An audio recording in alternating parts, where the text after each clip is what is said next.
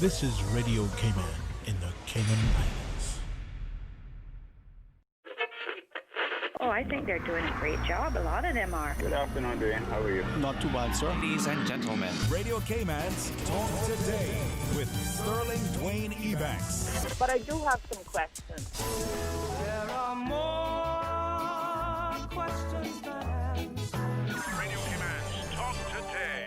If you're ready to talk, we're willing to listen. Well, I really enjoy this program today. Cayman Islands' foremost listeners participation program. May God bless every person.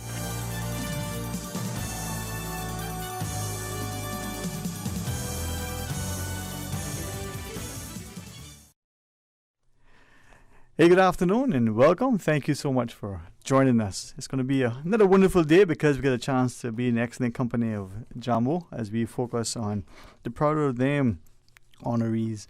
Well, Jambo, as we come back from the break, man, honored for the opportunity to chat and to share. And even when His Excellency comes in at 1 o'clock for a different segment, he's going to agree. Man, we have some wonderful young people in the country. he had a good time at the gala. So I hear, man. So let's see what happens. Huh? Please join us after the break. Radio Cayman's Talk Today, the Cayman Islands' foremost listeners participation program. We ask our listeners to avoid statements or comments which are abusive, derogatory, malicious, or defamatory. Do not use any indecent language or make any statement which is false or misleading. Email talktoday@candw.ky or call 1-800-534-8255. Courtesy of Flow. Cayman's #1 network that connects you to your world like never before. Let your voice be heard. Once again, here's your host, Sterling Dwayne Ebanks.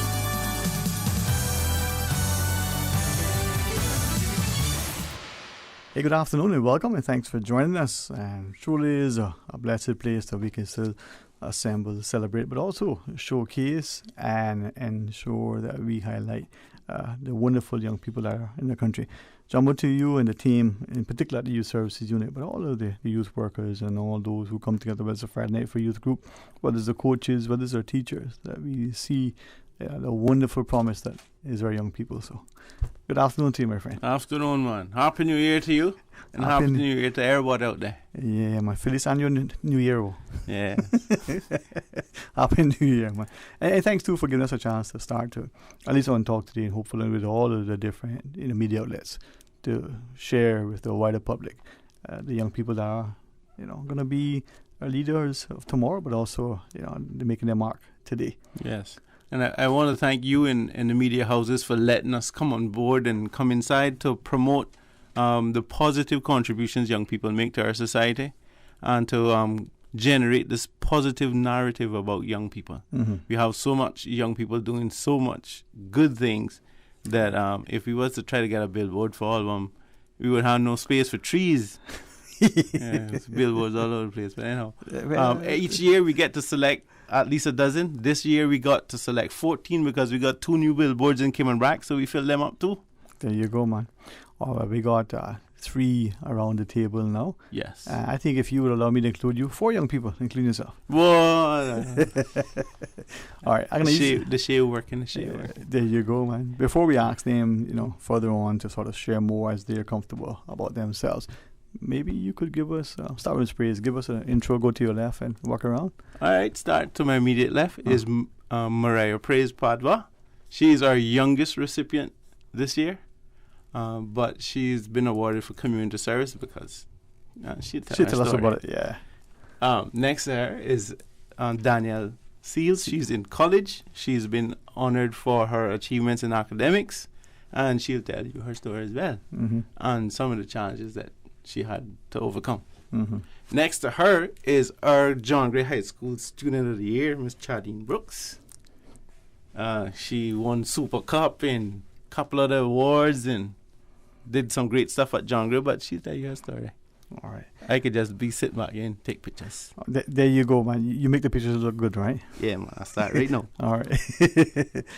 I am always honored when I get a chance, especially through Jambo, to either listen to the Youth Facts program, sometimes just watch it through the glass there, but especially to sit here and not just be enamored, not just to be encouraged, but to have a great sense of enthusiasm and, hopeful optimism for what our future holds because of the melding of our societies. If Miss Seals would not be, two-minded, not just because she's a college student, but, since she's sharing the rate in this, it's all in bowl. Could we start with you first? Would that be okay? Would you be comfortable with that? Either that, I mean, your mom, I call your mom and it's just a different story. Get volunteered. I'm sure Veronica would love to come on the radio and tell me off. Yeah, That'd be great. well, either that or she'll say, no, call them her uncles. And that would not be good for you. The whole Jacksons, just bring them on. Bring them on, man. No, but as I would say to each one, congratulations, not just to the three of you, but to all of, the other, let's do 13. We can do 16, 14. Let's do 16 this year. We'll do 15 next year. Do 15, okay. All right, because it's a representation. But for you, tell us about, being, first off, honored in this way, selected, by the community, being celebrated by the community, and then being praised by your family, friends, and then being a part of what it is. What does that mean for you? What is it like? Honestly, shocked about everything. I never thought my achievements would ever go this far to be on a billboard. I'm just grateful for everything that I've been honored for and just grateful in everything. All right. Good. Now, Ms. Brooks, since you're to her immediate left, let's go to you. Any particular feelings or sentiments that you want to express in relation to the award and how it's sort of resonate with you now and as you go about your school and your immediate family and friends? It's been really great, and I haven't stopped smiling. I've gotten a lot of congratulations. A lot of people told me they're proud of me, and it's felt really great to be appreciated and felt very loved, and I just really, really love this experience and all the people that have congratulated me. Well, I think it's well deserved. Now, I didn't leave you last because you're the youngest by any means. I was just thinking, without embarrassing your mother in particular, as parents, we are incredibly proud of our own children, but their friends and our co-workers' friends. And, without talking to the school, this limited interaction that I've had with your mom just this morning alone, I'm thinking, this kind of goes back to the days of praise and worship in school and Sunday school in the mornings before church and the like. We do what we do because we can and we want to, but we also want to engage and include people.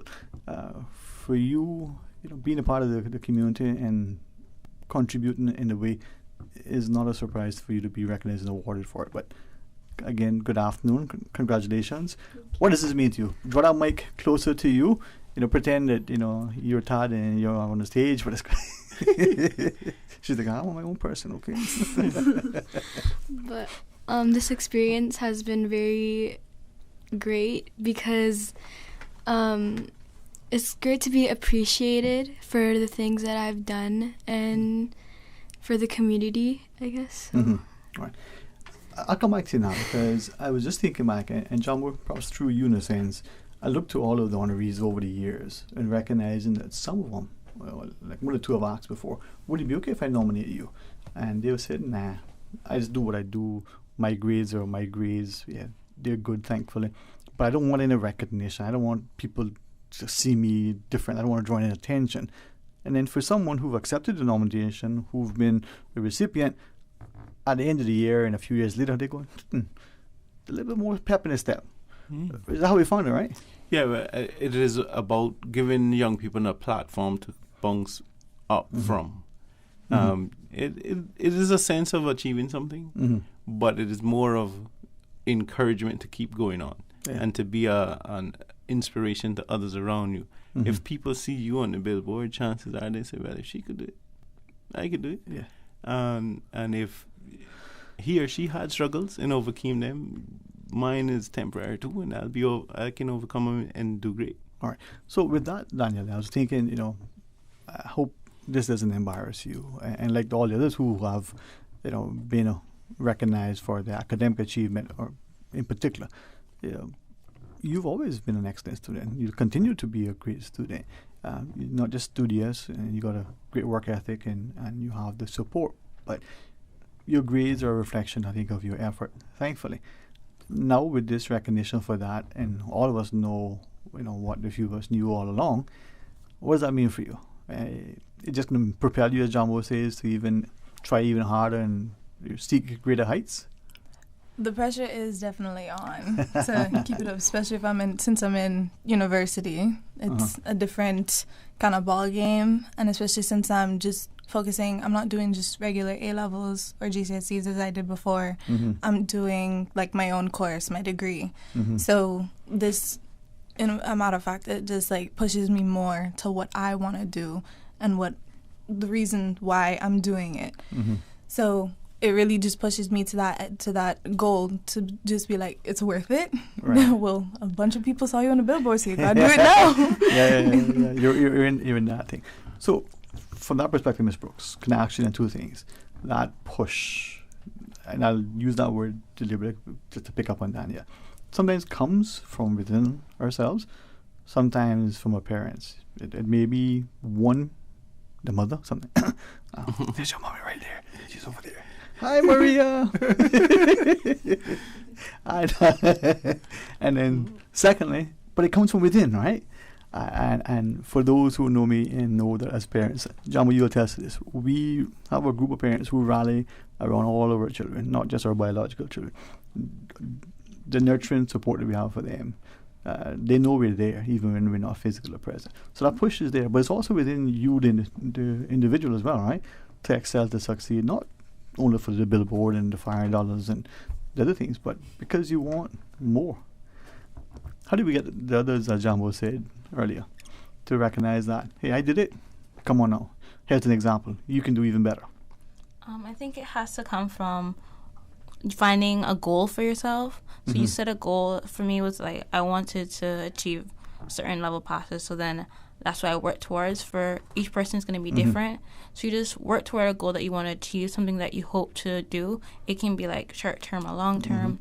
But then when you set yourself a goal, then you'll find that motivation inside to keep pushing towards it and keep moving towards it. And that will help you to like keep focused. Because then you always go like, I have to complete this. I want to do this. And it helps you to keep pushing forward no matter what you face. And for anybody else, I think that's something good that they can try. Great. So, Mariah, before we go to the break, that push, our parents take us to practice, whether it's sports or whether it's some music or other practice. Sometimes it's a little bit of extra tutoring practice, but then sometimes we want to go. Come on, we gotta be late. You have that, and for you, the involvement in and around the community, doing other things, that is just indicative or a way for you to showcase who you are inside, so that the community is better, right? That push. What do you say, in addition to what they've shared, about getting other people now to feel that move, that push, that drive?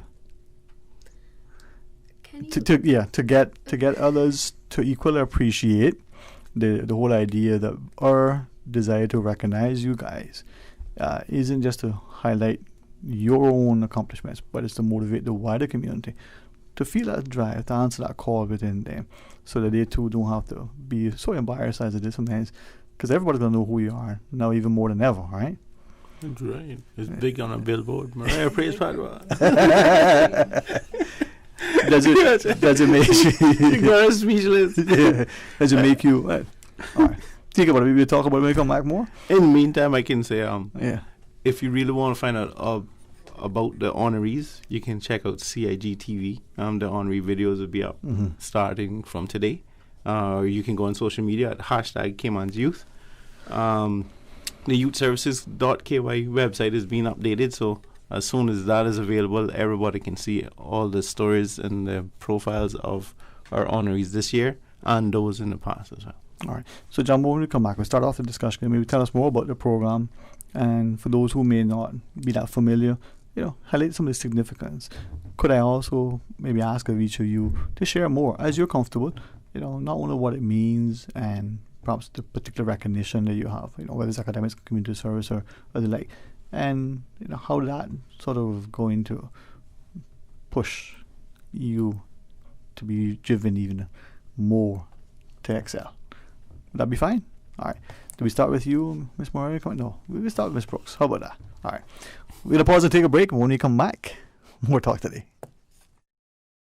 Happy New Year and Happy New SUV to you from Vance Motors during our January SUV sale, where you can save thousands of dollars and get an excellent deal on the perfect SUV to suit your needs. Save $2,000 off the new Ford Escape and enjoy its power, looks, and spacious comfort. The Escape has it all, and it's on sale this month for only $30,900. For a roomy interior, performance, and smart technology, you love the high-spec 7-seater Toyota Rush for only $24,900. With so many SUVs to choose from and savings up to $8,900, drive home your new SUV from Vamp Motors on Walkers Road while supplies last.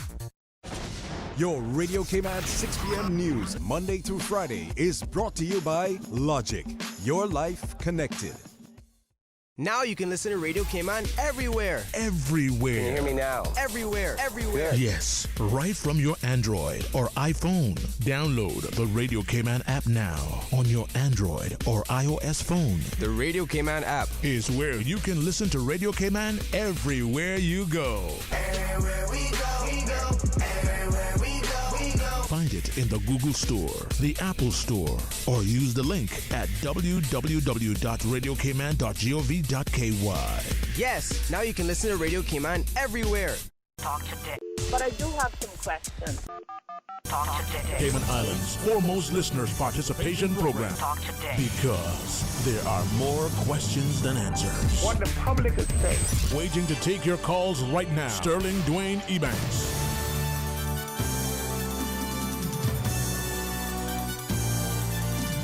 Hey, good afternoon and welcome back, and thanks for joining us. And really honored to be able to be a part of this discussion as we focus on the Proud of Them honorees. And at 1 o'clock after headline news, we'll change gears and welcome the governor in the studio to have a discussion. But I think he would say he's glad that he's coming after these guys because he probably chatted about it too. Because I'll tell you, right, he had a lot of fun at the gala. It was really, really a great event.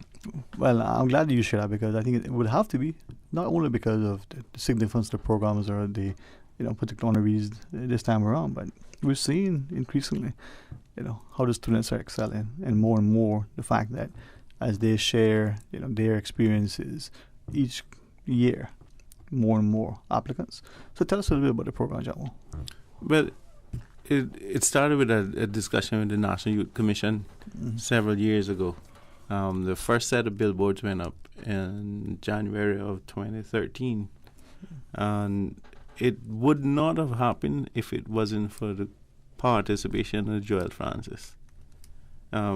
He was in the ministry at the time. He was the ministry's representative on the Youth Commission.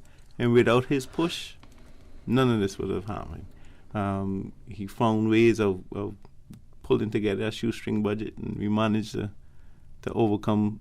It was almost a whole year of just trying to get plan approval for the billboards and getting all this stuff in the right places and the right angles, but it worked out well, and they're serving the purpose 7-8 years later. There you go.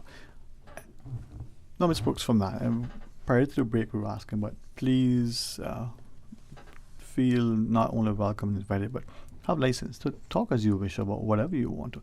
This is a platform. I see this as an opportunity for not just the honorees to have a podium, a platform, a space to be able to, and I use the word minister, right?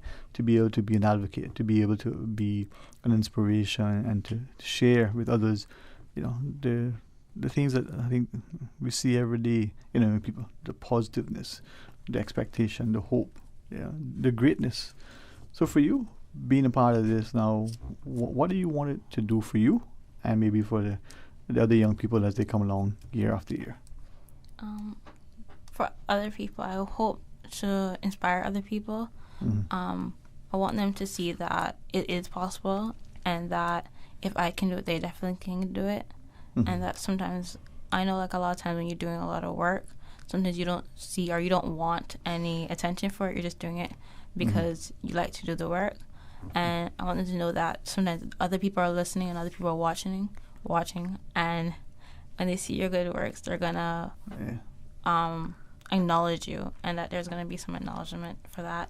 Yeah. And for me, I hope to just use this to keep encouraging myself to do good, to keep working hard, and to know that if other people saw that I can do good things, that maybe that I should keep doing those, because those are the things that are really worth being acknowledged. They matter, right? Danielle, from that, we see in this year alone, the honorees who are, still have their whole high school years ahead of them. And then honorees who are either, going to be in university. In the past, we've seen them who are already in business and being awarded and recognized for that.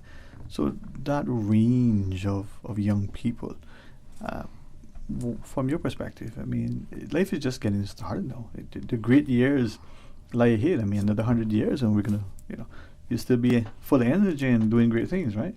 Mm-hmm. There you go. And mom would say, yeah. So what would you want, for you specifically and for others? For to use this as a springboard, a launch pad maybe, in order to do more, do better. I think, Shadeen stole my word. Inspire. Inspire. You can use it. I bought it. Inspire. Yeah. Just, even though they could be just starting high school or just ending high school, it doesn't matter. Your achievements go a long way in anything that you do. And just whether it's business, academics, culture, community service, or sports, just anything. Mm-hmm. It's very humbling. And just when you don't even think that you're doing this for a billboard. You're thinking it's just what you want to do. And for what I do for community service or Mariah, we are doing it for the community.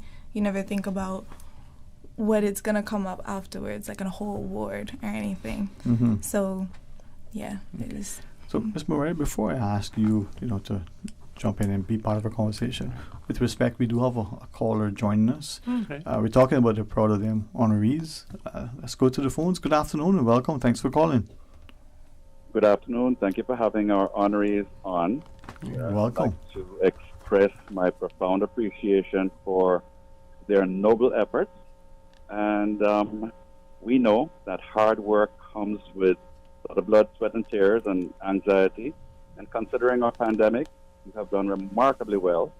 And you've proved that you can rise to the circumstances above the water. Also would like to let you know that in spite of all the hardships, the best is yet to come. Mm-hmm.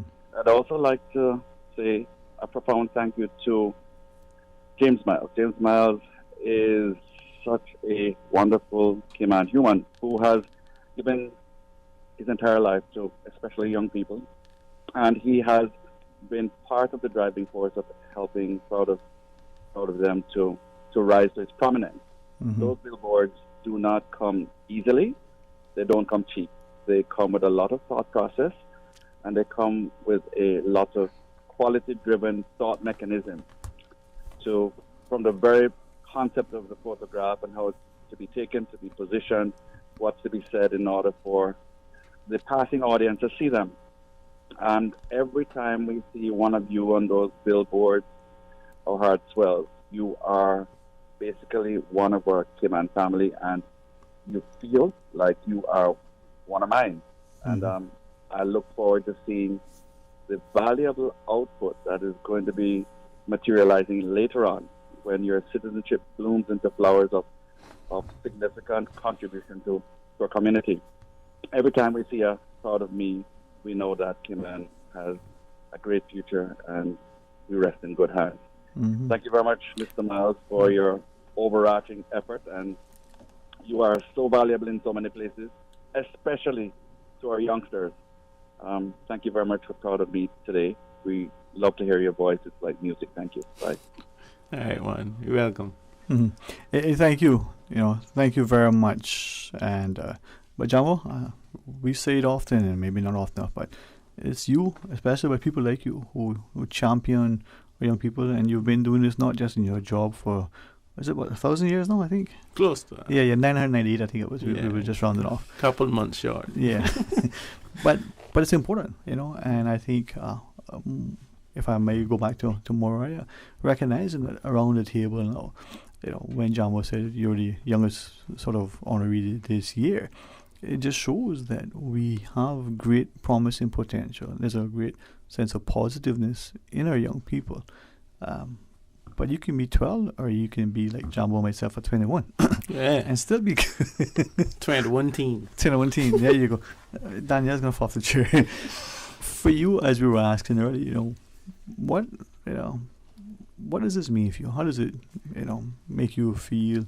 And when you look at, all your other classmates and your extended family, and including the church family, tell us about this award and its importance to you.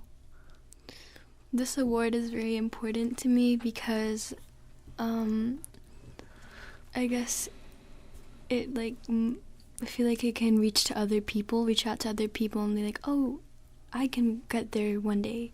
Mm-hmm. Or I should try my hardest in whatever I'm doing. And, I guess that's... Yeah. But John, that's the thing. I mean, as Mariah was shared, but, the others as well. This is now, hey, look, I'm doing this, but it just means that you too can do it.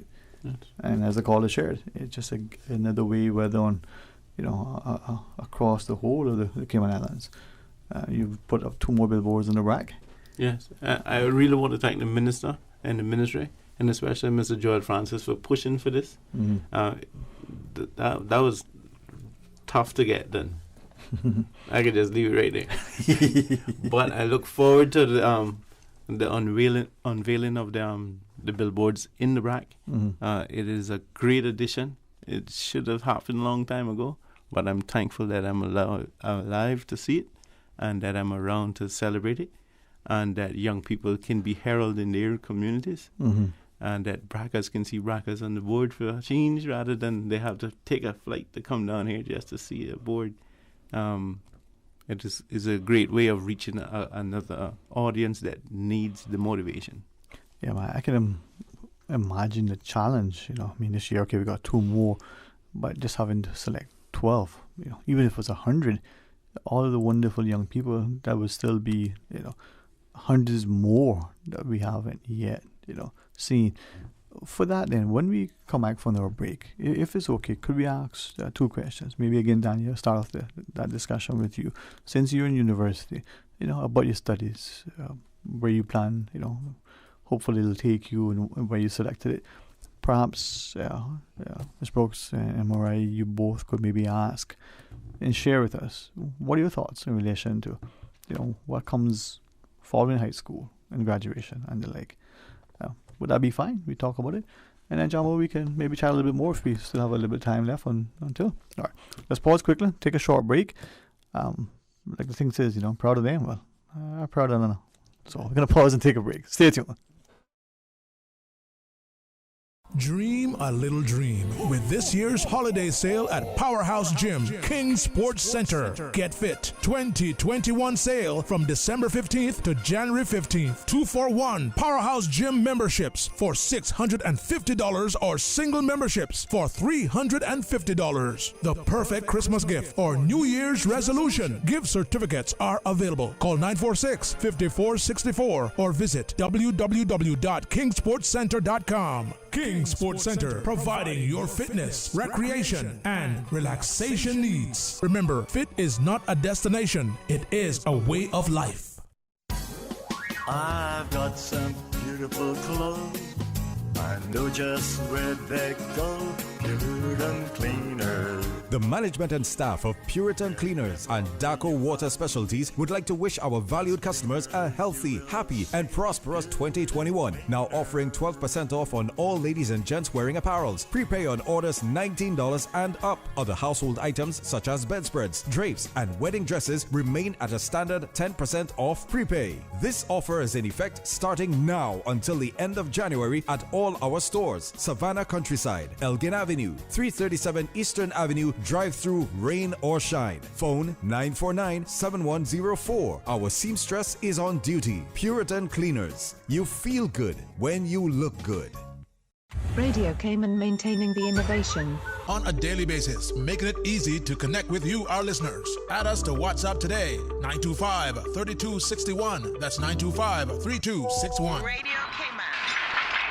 Send a text or voice note. Can I send a request, please? You don't really have to ask us. Just send a request. This is a shout out to my ex. Radio Cayman, the voice of the Cayman Islands. Radio Cayman, maintaining the innovation. Talk today. But I do have some questions. Talk today. Cayman Islands' foremost listeners participation program. Talk today. Because there are more questions than answers. What the public is saying.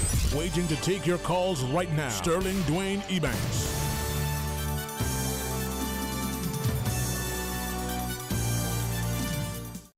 Afternoon, welcome back. Thanks for joining us, and thanks for the opportunity to speak to three of the Proud of Them honorees. We have James Jamo Miles in the studio with three of the honorees. Jamo, as we get back into it, maybe start as we talk with Miss Danielle initially, and then get Mariah and Miss Brooks in. But this is significant for a country, especially this time of year, and especially this year. I mean, yeah. I think we need to set the tone of positivity and do it early. And I think this is great that Proud of Them now is an annual thing, and that the new billboards go up in January. It helps to set a good positive narrative for young people. Yeah. With us having 14 honorees now, you can highlight one each month and still have change. There you go. I mean, who knows? It might be 14 months in a year. Put us on. Yeah, you never know. Last year was a long century, so just I'm sorry. No, but that's it was at least a decade. At least each day. That year. But I hope, and I'm glad you shared that, because that's what I was thinking, that at the start of a year, we see it, the notion that we're looking for great things to lie here, no matter what. We're always trying to find.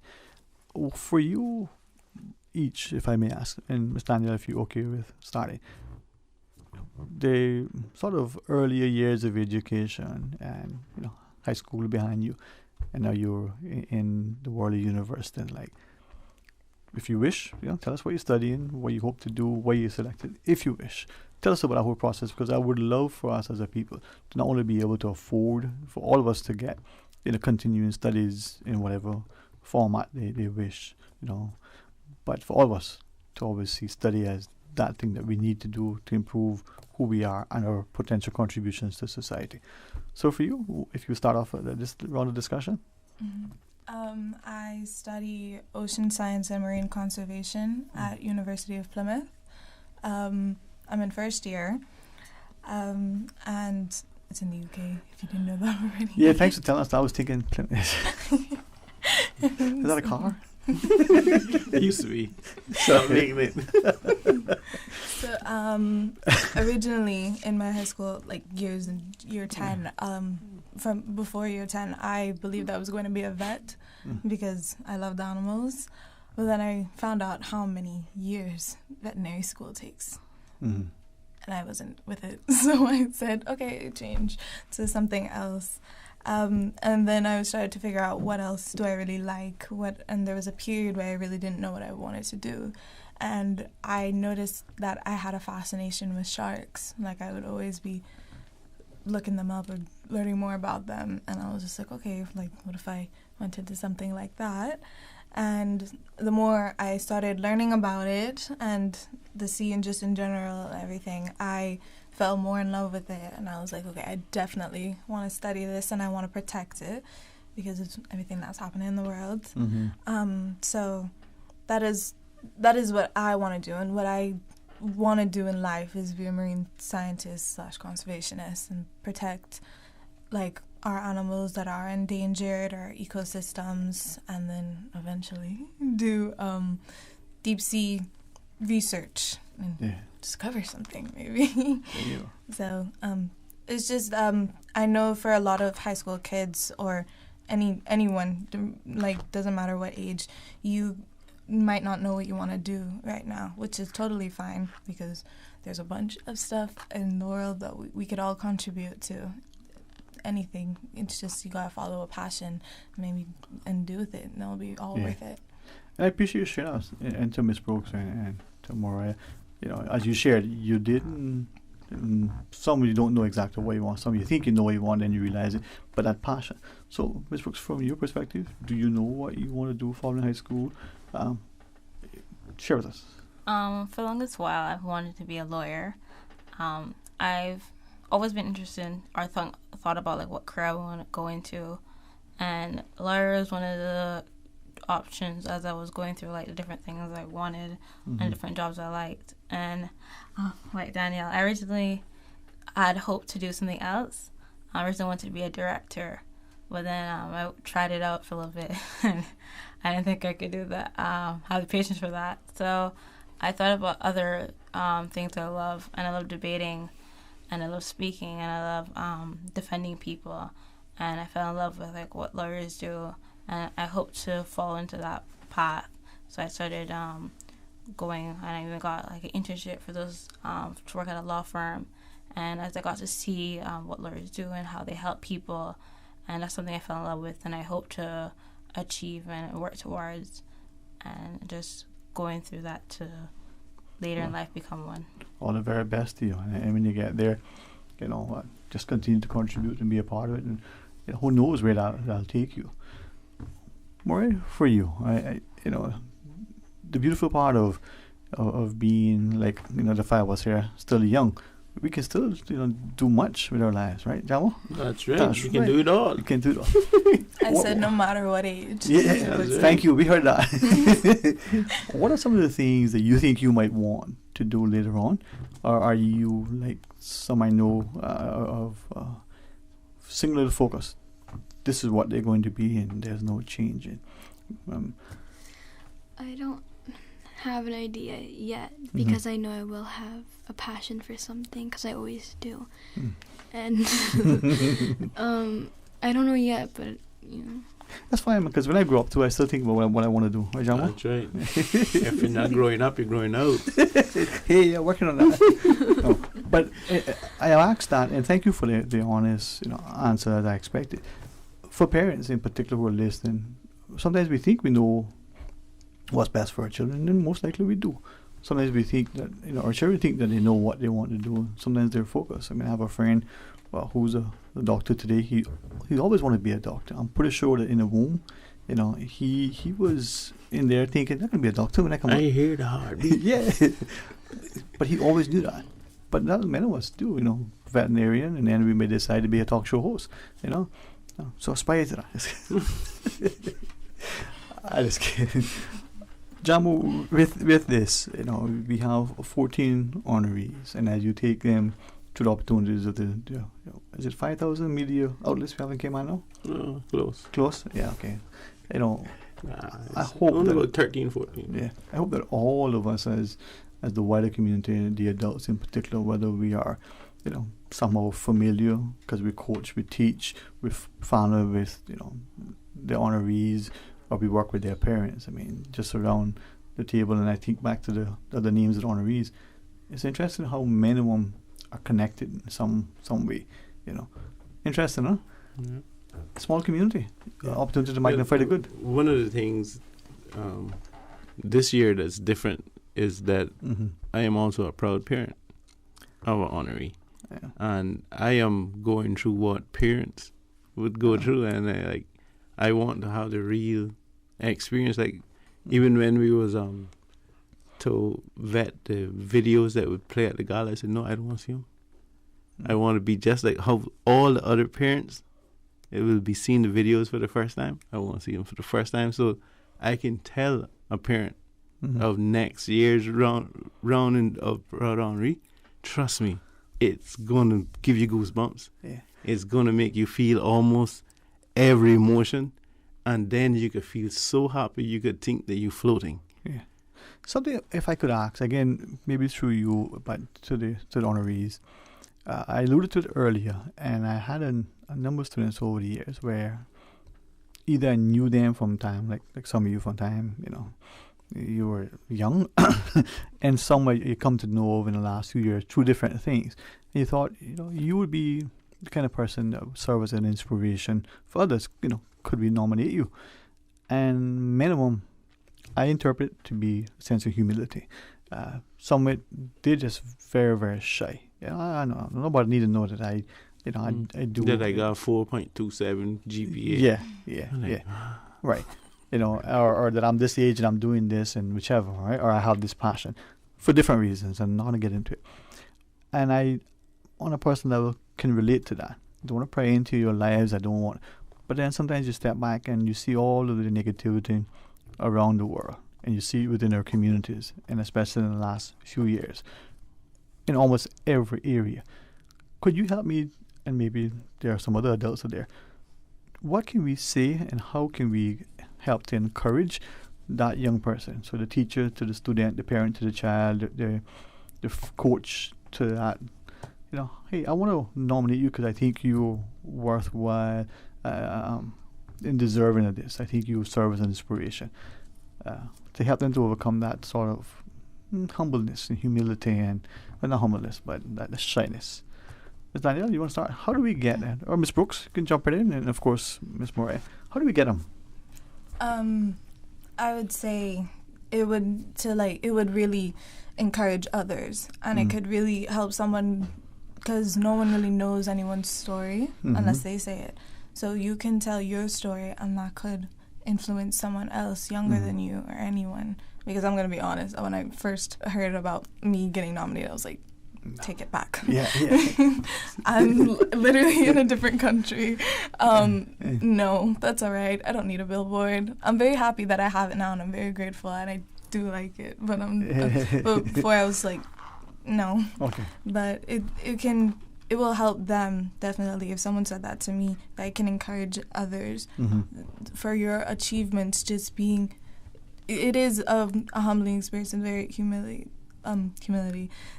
thing, but it can encourage anyone else in their position or someone else like before them, because I know a lot of people that are very humble in their achievements and have done a lot, and they probably have been nominated many times, but they're just like, no, it's fine. Okay. Ms. Brooks, what would you like to add to that, or what else would you like to share with us? I agree with Danny. It's so many times like you're kind of shy to be shown so widely or broadcasted so widely. But I think that there's so much you can give other people by seeing. You don't know what other people are going through, and sometimes you think that you're the only person that's going through something like that, and then you go out there and you share your story, and then other people come to you and they're like, oh, I was going through that too. And, you can just help people in a way that you weren't able to before. And so sometimes it's not only for you, but for others, to help them, give them that courage, as well as that hope that what they do are being seen, and that when you're going through challenges, it's not the end, and you can just keep pushing through. So, like, you can continue to help other people by showing how you've achieved. Just be that example, huh? Ms. Moore, as we close out the discussion, perhaps any final thoughts you want to add, but equally, as you talk to, all your classmates in particular, and sometimes we see, because of, our age, people will look at us and say, oh, well, you're so young. I mean, your whole life's ahead of you. What's the rush? What's the urgency? But yet, they don't see the drive and the passion and the desire and that thing that far, exceeds our years. We're just so focused. What would you like to say to those listening? About anything and everything. What would you want to share with our listeners? Well, I would like to share that don't let anyone cut you down, because you're the only person that will build yourself up. Yeah, I like that. Huh? Don't let them despise you because of your youth, huh? Yeah. Jamo, as we close out, your thoughts. Well, one of the good things about this program is that it helps change lives. If you really want to transform any society, you should always choose one from among them. And this is the great thing about the community nominating these young people. So they are being chosen to change the lives of those around them. And hearing their stories, just sharing their stories, is enough encouragement. And this is why it is important for us to not only just put them up on a billboard, but to parade them around in the media, that they get to share their stories. You'll hear a little bit in the videos, which if you go on CIG TV, the Henri videos will be there. On social media, it's hashtag Cayman's Youth on all the social media handles. And as soon as the Youth Services, youthservices.ky website is updated, you'll have all the information there as well. But that is critically important. We're changing the narrative on young people in the Cayman Islands. We have far too much great young people doing great things for the negative narrative to be pervasive. Yeah, I appreciate it, man, and congratulations to each one of you. And continue to hold your heads high, continue to excel, and I trust that Cayman will be your home, as you travel the world and study, and that you make this a great nation. And when I'm 100 years old walking about, I still have a safe, remarkable place to live and call home. So thank you. All right. So His Excellency is here. So. Yeah, we're very proud for the governor. We're going to pause and take a break. When we come back, we'll welcome the governor to our studio. Stay tuned for Talk Today. You are listening to Radio Cayman, the voice of the Cayman Islands. Today's biggest news. Radio Cayman. It's only 2 species that we have here on the island. Generations present. Your voice, your choice. It is in the best interest of the people of these islands. Local, regional, international. This is Headlines from Radio Cayman's newsroom. Today's biggest news. With your latest headlines, I'm Felicia Rankin-Solins. Workforce Opportunities and Residency Cayman is currently experiencing network issues and is unable to complete cash or debit card transactions. Persons dropping off applications with check payments may do so using the drop bag service. Customer care is available on 945-9672. The relevant departments are working hard to correct the issue, and an update will be issued once resolved. In international news, Brexit red tape is likely to increase food supply chain costs. The Food and Drink Federation has warned. There will be short and long-term costs to re-engineering supply chains. The British Retail Consortium warned of further possible shortages of some products in Northern Ireland supermarkets. The U.S. House of Representatives will vote later to impeach President Trump on charges of inciting his supporters to storm the Capitol last week.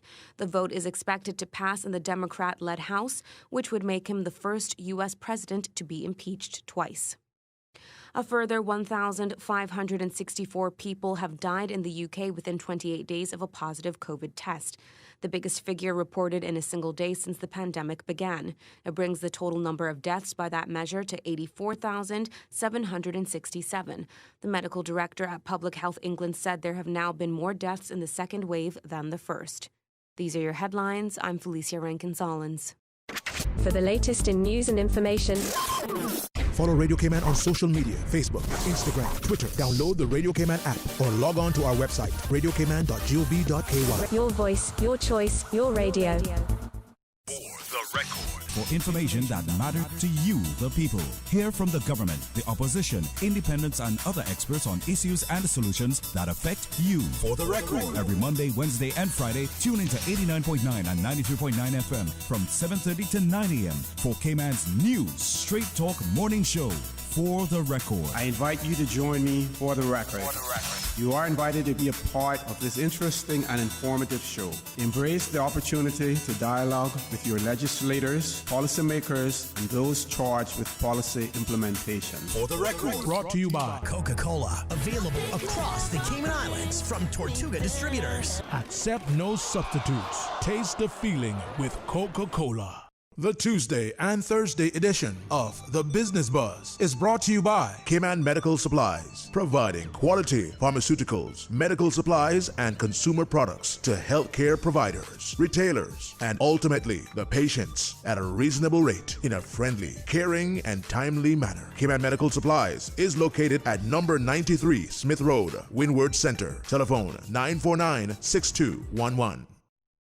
The Cayman Islands Chamber of Commerce Pension Plan. We're here for you. Are you aware of the performance of your pension plan? The Chamber of Commerce Pension Plan provides quarterly fund fact sheets for our members to stay informed with the plan's performance. For the year ended August 31st, various life cycle funds provided returns between 9.2% and 16.5%, and our all-in expense ratio is currently the lowest it's ever been, a record low at 0.72%. Visit chamberpension.ky to review our fund fact sheets. You can see the performance as far back as 10 years. Remember that pensions are a longer-term investment strategy. Focus on the long term rather than the short-term returns. The Cayman Islands Chamber of Commerce Pension Plan continues to perform for you.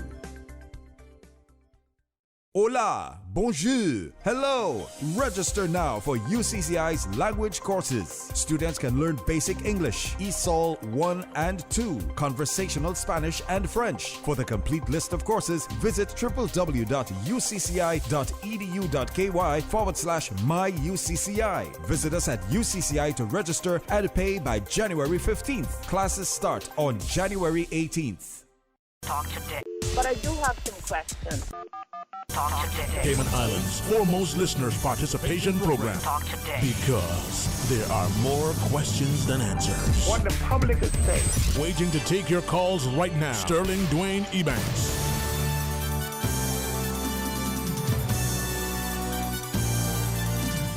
Good afternoon and welcome back, and thanks so much for joining us, and very grateful for the opportunity again to welcome His Excellency to the studio, and Happy New Year to you publicly and formally. It's a pleasure. Well, thank you. Thank you very much, and a Happy New Year to you as well. It's always a pleasure to come on your show, and a Happy New Year to all the listeners. Indeed. And my prayer is that it's going to be a beautiful, blessed year, that we, give thanks, not just with a grateful heart, but we appreciate that, there's a sense of graciousness as we express our gratitude, for where we are and be able to celebrate. So it's a remarkable time in human history. It certainly is. It certainly is. I think 2020 will go down in all our memories as quite an incredible year. But we're positive and confident about 2021. Indeed, amen. What I think about sometimes is down the road, 20, 30, 40, 50 years even from now, the textbooks, if we have those in whatever format, and how the various subjects are taught. The references to this century and this particular decade and this particular year, but how subjects and professions are selected and the interaction. It's going to be interesting to see that analysis. I'm looking forward to that review. I'm waiting. But where are we now? It's an amazing space in this country in particular. And as governor, I think as you sit in the chair and watch it all unfold, it must be an interesting bird's eye view, huh? It is. I mean, I think we are in a very good place still if you look around the world. But I do recognise that it's been very tough for very many people, and many people have lost their livelihoods, and that's what we're all working very hard to try and get back. But when you look globally at where we are in terms of responding to this pandemic, we are in a very good place in Cayman. We still are pretty much COVID free, and I think again all the systems and processes we've put in place to manage incoming travellers is working extremely well. And I pay tribute to Travel Cayman and all the people across all the agencies that are doing an incredible job, working round the clock to keep us all safe. The vaccines, I think, is what we're sort of going to be focusing on today. Clearly, is a major step forward for the world. The development of these vaccines, I think it's a major step forward for science, and the AstraZeneca Oxford vaccine is a major step forward for British science. We've had our first batch of vaccines from the UK, which has undertaken to provide vaccines to the overseas territories, and I think the rollout seems to be going very well. We've already vaccinated over 3,000 people, and we only got the vaccines last Tuesday. So that's really positive, really good news. It does sort of show there is great interest and strong interest from people out there to have the vaccine, and they're focusing on the sort of over 70s, frontline healthcare workers, people dealing with travellers coming in, and a few others with sort of health vulnerabilities. So I want to be able to say that we can be certain more supplies are coming quickly, but I can't say that. I have to be honest about that. The vaccine supply across the world is incredibly challenging at the moment, and the UK is at the forefront and has vaccinated already 2.5 million people in the UK, more than the whole of Europe combined at the moment.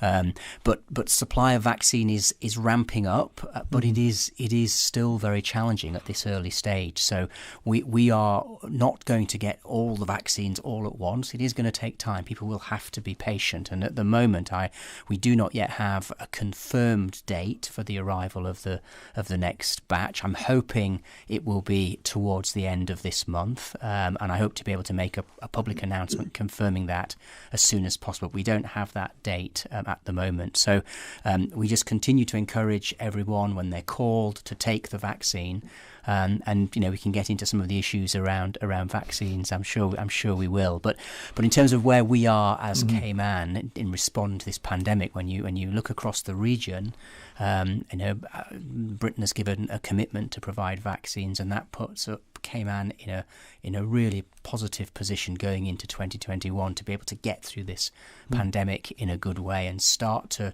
reopen a bit later on in the spring, as the Premier has set out. With that in mind, we listen to the international media, we understand there's more than one vaccine. For the Cayman context, is it the plan eventually that we may have option A, one vaccine, option B, multiple options relative to the availability of vaccines? Yes, I think that's very likely. At the moment, we're getting the Pfizer BioNTech vaccine, and that of course is very challenging to transport because you need to have the very cold storage. And Cayman was very good, thanks to Dr. Lee and HSA and everybody at making sure we had that cold storage facility, so we could say to the UK, yes, we can take the Pfizer BioNTech vaccine, because it hasn't gone to all the overseas territories. Only 4 or 5 have received vaccines. But what I expect to happen is that as the AstraZeneca Oxford University one is much easier to transport, so much easier to move around the world, and the UK is now ramping up production of that vaccine in a very big way.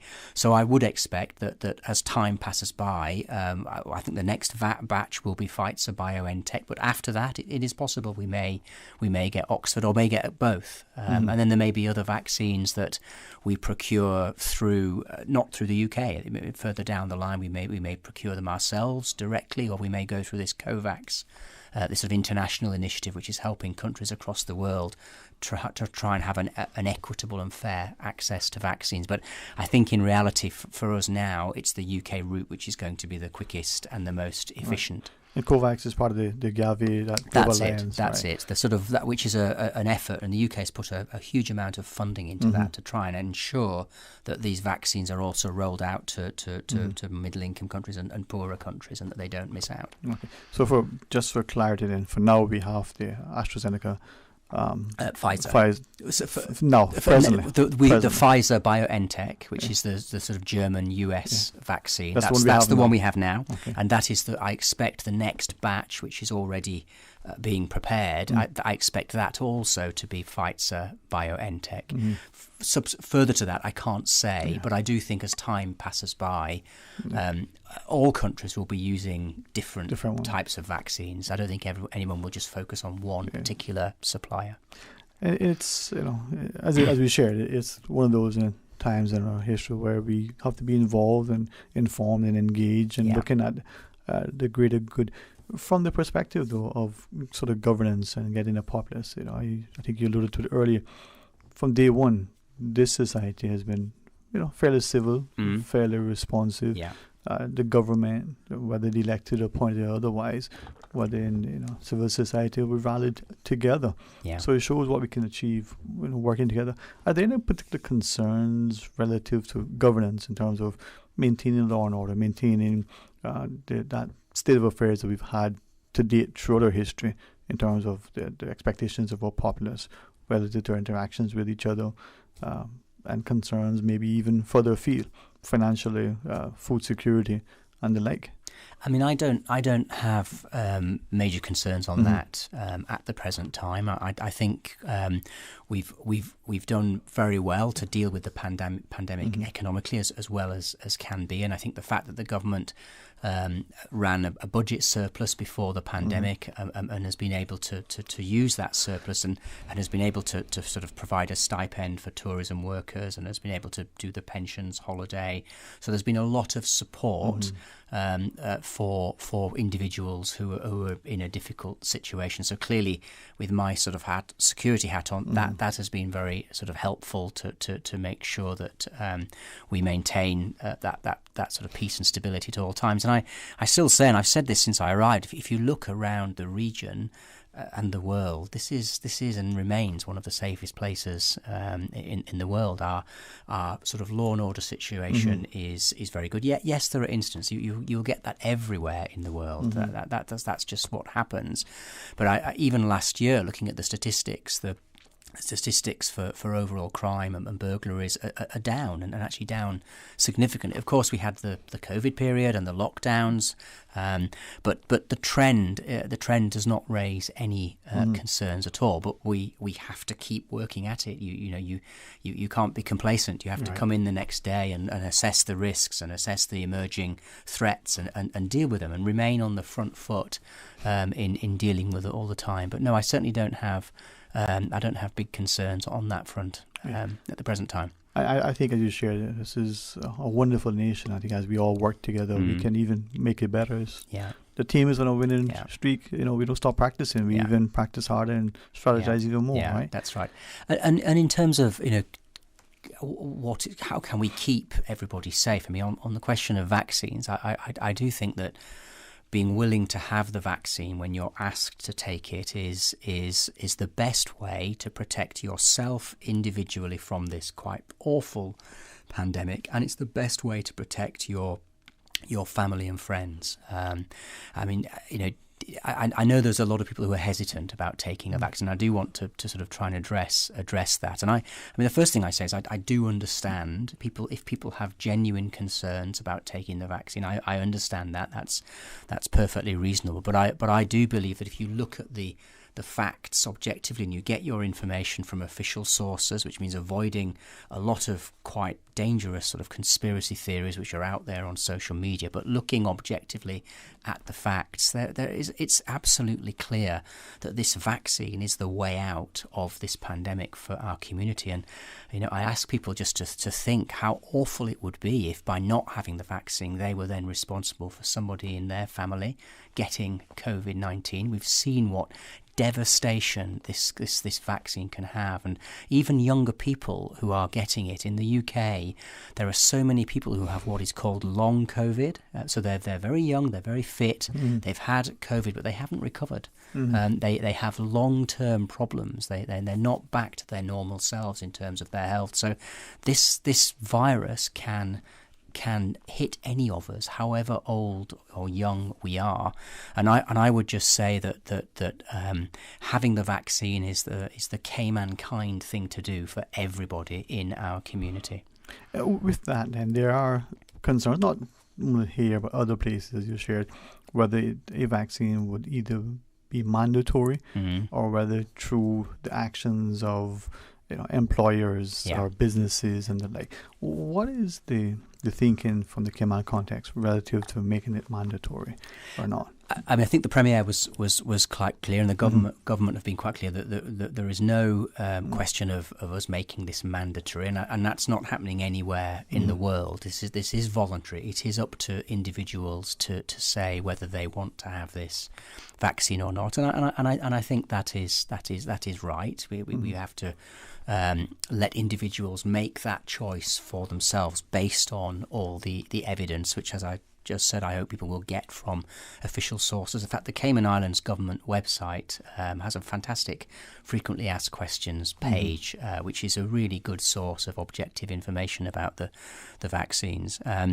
So I don't think we or anybody is going down the route of mandatory vaccination. I think as as people see more and more people having the vaccine, I hope it will make them more comfortable with having it themselves. I mean, in the UK, 2.5 million people have had the vaccine. A few minor side effects. I mean, the side effects are very, very minor. A bit of a sore arm, not for everybody. For some people have had a sort of a chill or shivers, like you do with any other vaccine that people will have taken in the past. So, and these vaccines have been developed quickly, but actually a lot of the work had already been done even before COVID struck, because they were developing vaccines for potential sort of coronaviruses of this nature. So they were able to move very quickly once they knew the sort of genetic makeup of COVID-19.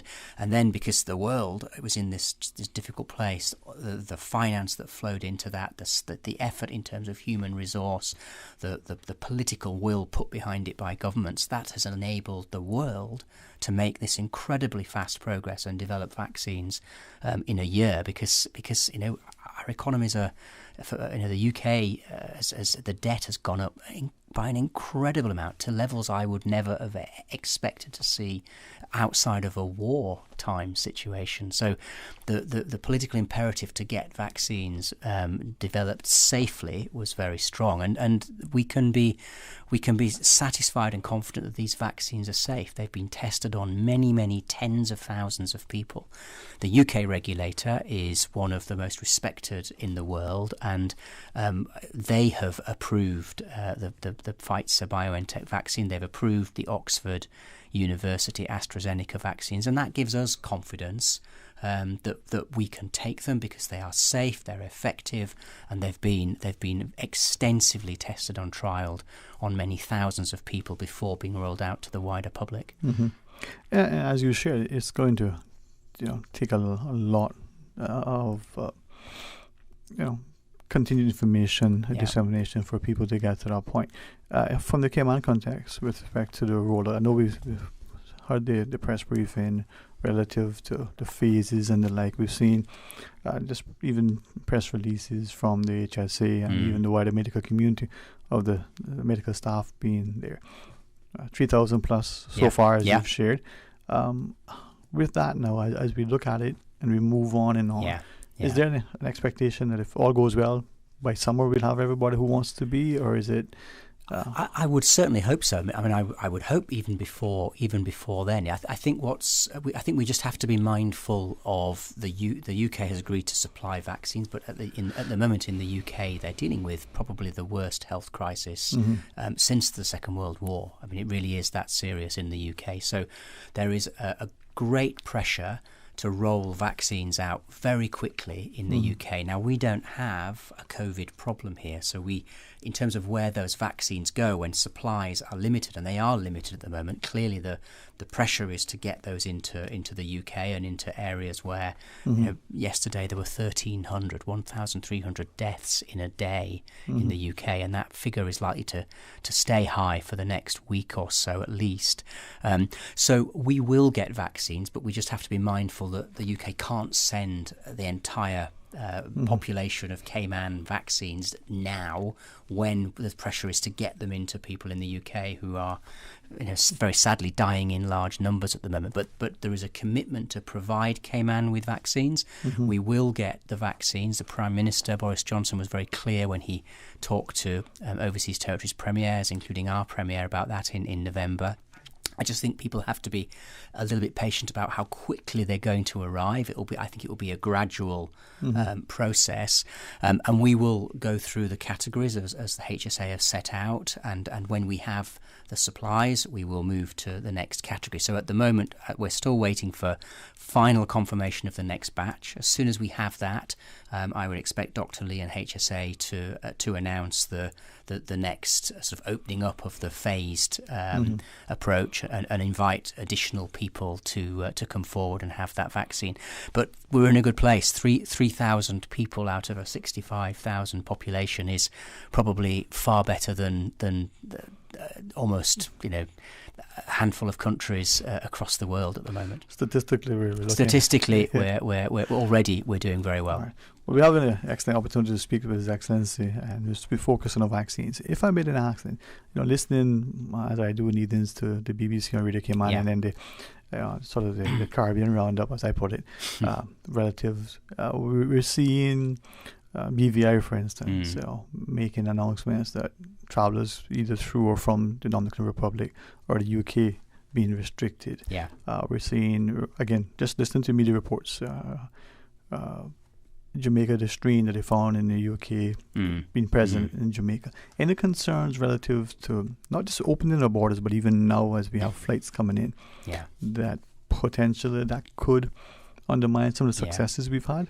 I think it's right to be concerned about that, because the travellers coming in are our biggest risk, and I urge again all travellers who come in to follow our guidelines, follow our processes, and help keep the community safe, because they are carrying the greatest risk. But so far we have managed it incredibly well. We haven't had any leakage of COVID into the community. So the processes that we've put in place through the Deputy Governor and his reopening borders committee, the programme board, that is all working extremely well. I very much welcome the government's latest policy decision to insist that anyone coming in from the 14th of January must have a negative PCR test before 72 hours before they come back. I think that will absolutely help us to keep out sort of positive cases, because we were getting quite a few. And this new variant is very, very worrying. It's clearly caused a huge increase in infections in the UK, which is why the UK is now going through probably the most difficult situation of any country in the world at the moment, dealing with COVID. So we have to be vigilant, we have to be on our guard, and we have to continue to roll out the vaccine programme so we can give as many people as possible immunity on our islands.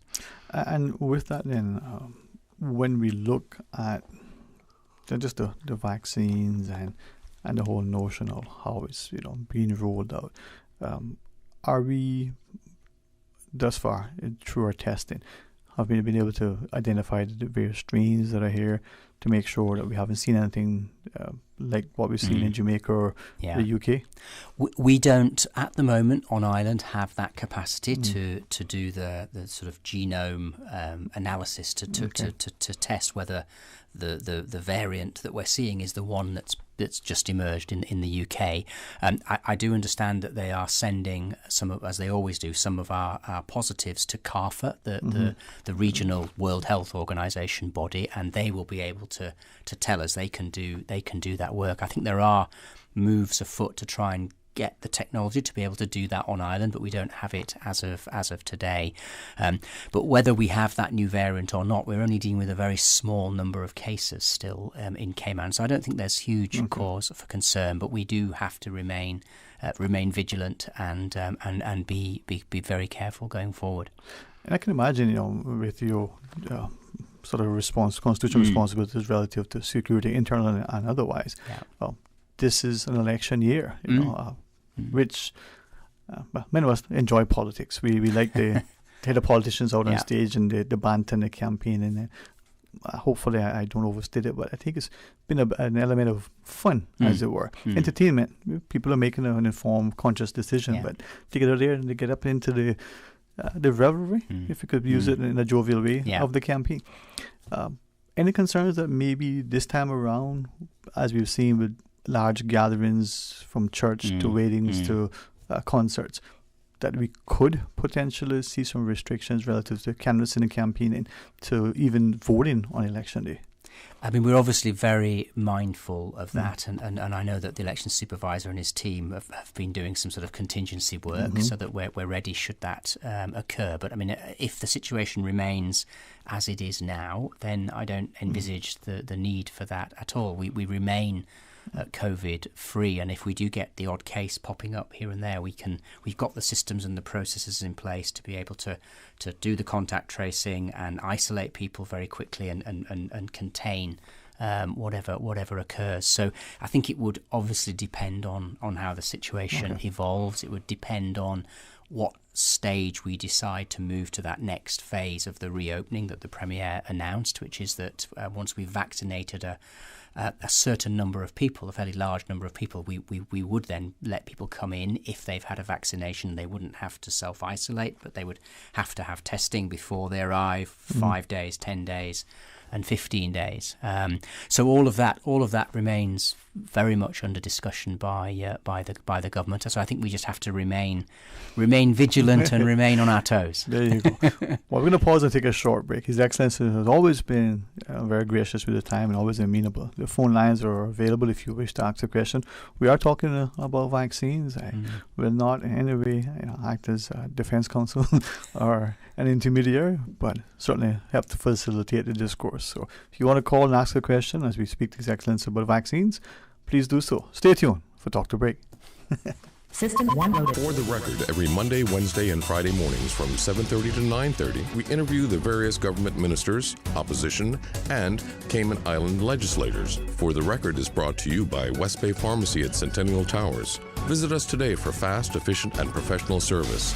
Everything you need and the hours you need it at West Bay Pharmacy. Hi, I'm remodeling our bathroom. I have a few questions. Sure. What are some ideas to make my bathroom feel larger? How do I know if I'm picking the right vanity? How do I choose a new toilet or a new countertop? Also, the lighting is terrible. Can I put a window or a skylight? And do I really need an exhaust fan? You've come to the right place. At Brand Source, we custom design kitchen and baths, and our talented design team can help answer your questions. Whether you're looking for a modern, functional family bathroom or a luxurious personal retreat, we'll help create that beautiful space that makes your home yours. And if you're in a rush for a new look and have a limited budget, our ready-to-install bathroom vanities built with solid wood and countertops of the finest materials are a quick and easy remodeling solution. For the very best in custom-designed kitchens and baths, visit Brand Source Home Gallery on Dorsey Drive, Industrial Park, Cayman's Kitchen and Bath Center. Radio Cayman, maintaining the innovation. On a daily basis, making it easy to connect with you, our listeners. Add us to WhatsApp today, 925-3261. That's 925-3261. Radio Cayman. Send a text or voice note. Can I send a request, please? You don't really have to ask us. Just send a request. This is a shout out to my ex. Radio Cayman, the voice of the Cayman Islands. Radio Cayman, maintaining the innovation. Talk today. But I do have some questions. Talk today. Cayman Islands' foremost listeners participation program. Talk today. Because there are more questions than answers. What the public is saying. Waiting to take your calls right now. Sterling Dwayne Ebanks.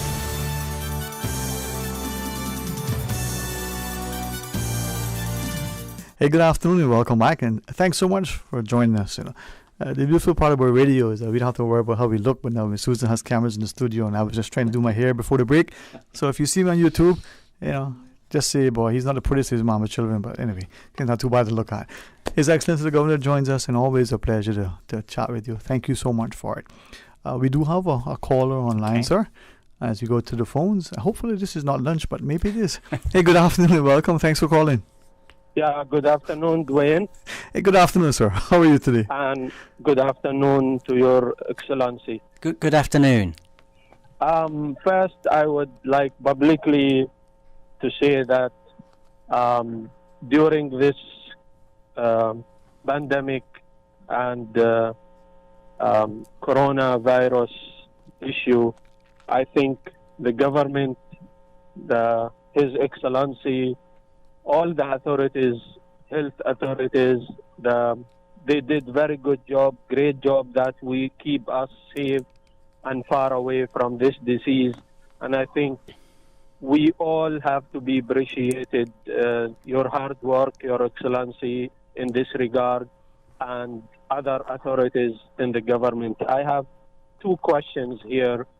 Number one, the issue of the vaccine, I think, is it possible that allow the local pharmacies, for example, to import the vaccine so people can have choices to choose from? Because some people maybe have a scare of like this Pfizer vaccine, and just give the opportunity to people to choose what they get in, what like the German vaccine, or because maybe people don't like certain vaccine. The second question is it it is a little in the medical field, but a little far from the coronavirus.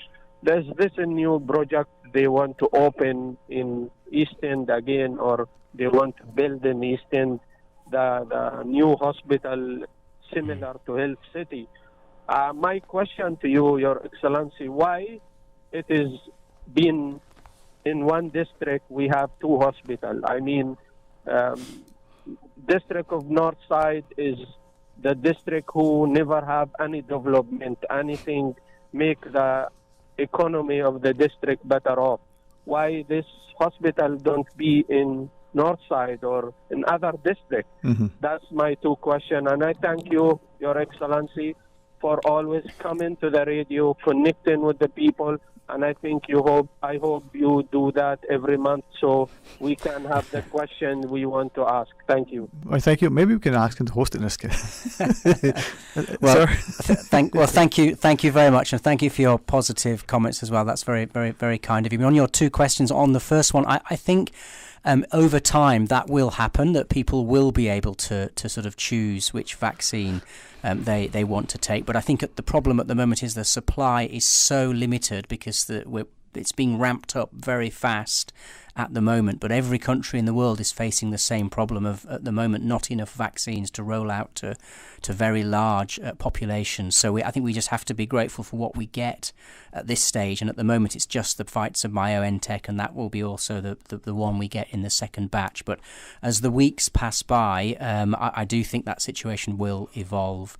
On your second question, I mean, of course, this is not really a question for me as governor. This is a matter about economic development. So it's really for the Cayman government, for the Premier and his ministers. But I think it's a very welcome development, and there is a real opportunity for Cayman to put itself on the map in terms of the health sector, and having world-class hospitals here, which could also attract patients from the region, possibly from the US. So I think it's a very good thing, and the fact that investors are willing to invest in Cayman, I think is a real positive.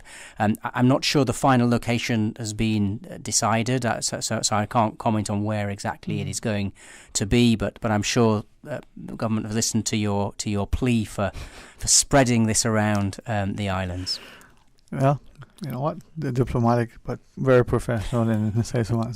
So we do have another caller, I believe, joining us as we go to the phones.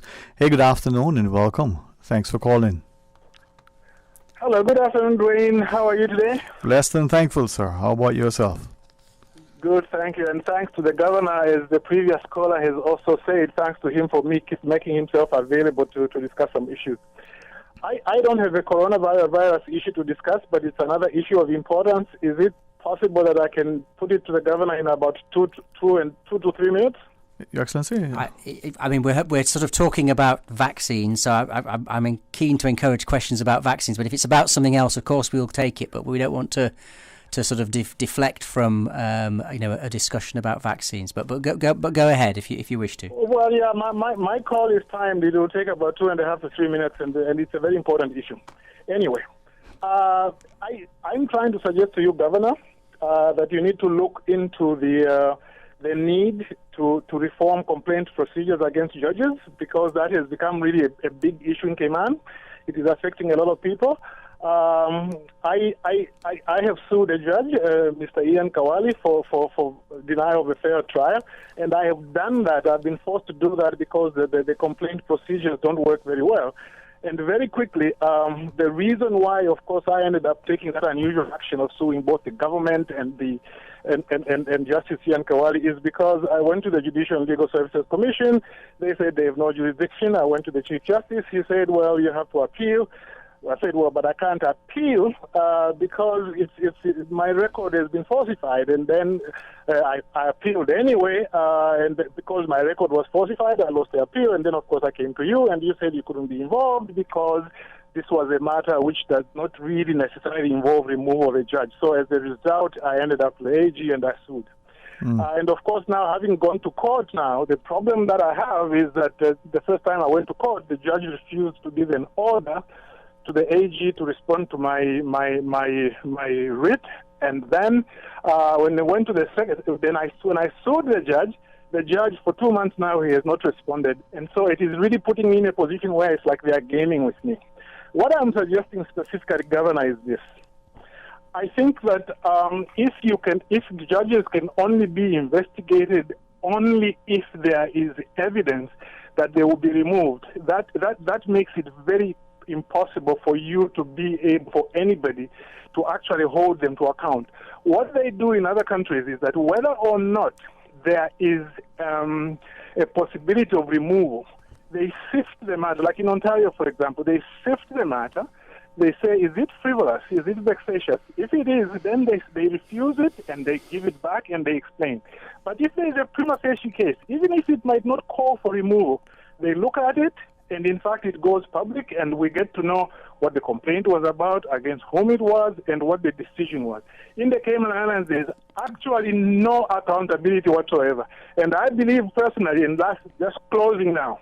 Okay, all right. Look, listener, thank you for that. I don't think we should be getting into this on air, and we've had extensive correspondence, so you know my position, and I have the utmost respect for our judiciary and the job they do for our countries. But I don't think it's appropriate to continue this discussion on air, particularly as you're still pursuing action through the court. So I'm sorry, but I think we're going to have to leave it there. All right. Thanks very much. And I guess this is where your heart sometimes get wild and all the things on your table. We do have another caller. Let's see if it's about vaccines. Hey, good afternoon. Welcome. Thanks for calling. Good afternoon. Afternoon, ma'am. How are you today? Good afternoon, ma'am. Fine. And good afternoon to the governor. Good afternoon. I just want to say that I'm overwhelmed with what's happening right now with the vaccine and the great job that you all is doing. What I just want to say is that the caller before this one, he is a hypocrite. He just called Radio Cayman last week criticizing the vaccine and telling people not to take it. Now here he are buttercupping you up on the radio today, sir. I just want to lead out with you. So you put two and two together and make sense out of it. Thank you and have a great day. Thank you. Your Excellency, it's an interesting time. Put it that way, Yeah. But maybe then the salient point is here's the vaccine and offer you get the information from those credible, informed sources. It's not expected to be, mandatory for anybody. So an employer can insist that employees take it, including government. Yes. No, we're not making it mandatory. I think we're encouraging people to take it, and if our chief medical officer advises the public to have a vaccine, then we should all observe that. If he's advising that is the best thing to do to safeguard our community, then we should all follow that public health advice. I know today there was a Zoom meeting with a very wide range of civil servants to talk through all of this and talk through the vaccines, and I think Dr. Lee spoke at length about all of that. So I hope that helped a lot of our civil servants to understand the facts and the basis for this recommendation to take the vaccine. Well, we'll see, as it goes on, and I think we are in a different time in history, and this is when the trust and confidence in leadership, whether elected, appointed, civic or otherwise, to be responsible and responsive. Challenging times ahead, huh? It really is. It really is. But look, it's always a pleasure to come on your show, and hopefully it won't be too long before we're back here again. Might be playing tennis, but we'll come back on again. Right? Hey, thank you very much. You're very welcome. Enjoy the rest of your afternoon, and the week maybe continue to be a productive one. Thank you very much, and to you. We'll pause and we're going to take a break, and His Excellency hopefully get time for some lunch. I don't know. We'll see. But we'll have some open lines, so stay tuned for Talk Today.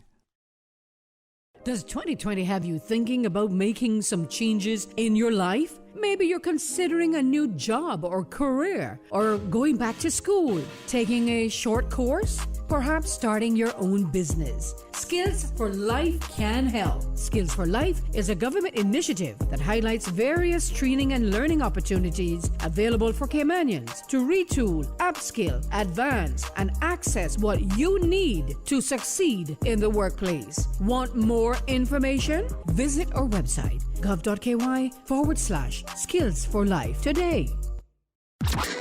Radio Cayman News. The Pfizer-BioNTech COVID-19 vaccine has officially landed. The first COVID-19 vaccines are given to Cayman's leaders, starting the official rollout of stage 1 of the country's vaccination program. Once again, I assure the public that the vaccine is safe. We have to lead from the front, and I'm glad that we're able to take this first and show the nation that it's safe.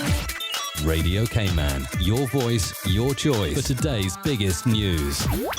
Now you can listen to Radio Cayman everywhere. Everywhere. Can you hear me now? Everywhere. Everywhere. Yes, right from your Android or iPhone. Download the Radio Cayman app now on your Android or iOS phone. The Radio Cayman app is where you can listen to Radio Cayman everywhere you go. Everywhere we go, we go. Everywhere we go, we go. Find it in the Google Store, the Apple Store, or use the link at www.radiocayman.gov.ky.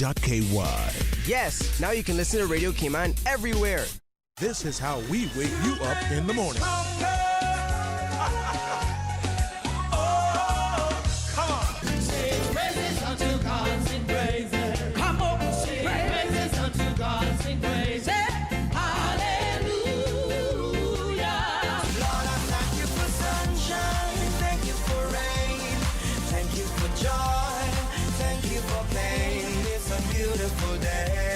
Praise time on Radio Cayman.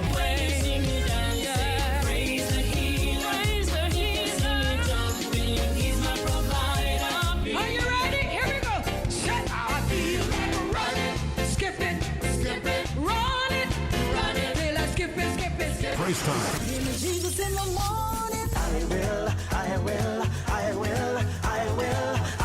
So send me, Lord. I will go.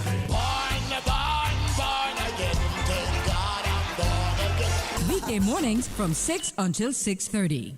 Talk today. But I do have some questions. Talk today. Cayman Islands' foremost listeners participation program. Talk today. Because there are more questions than answers. What the public is saying. Waiting to take your calls right now. Sterling Dwayne Ebanks.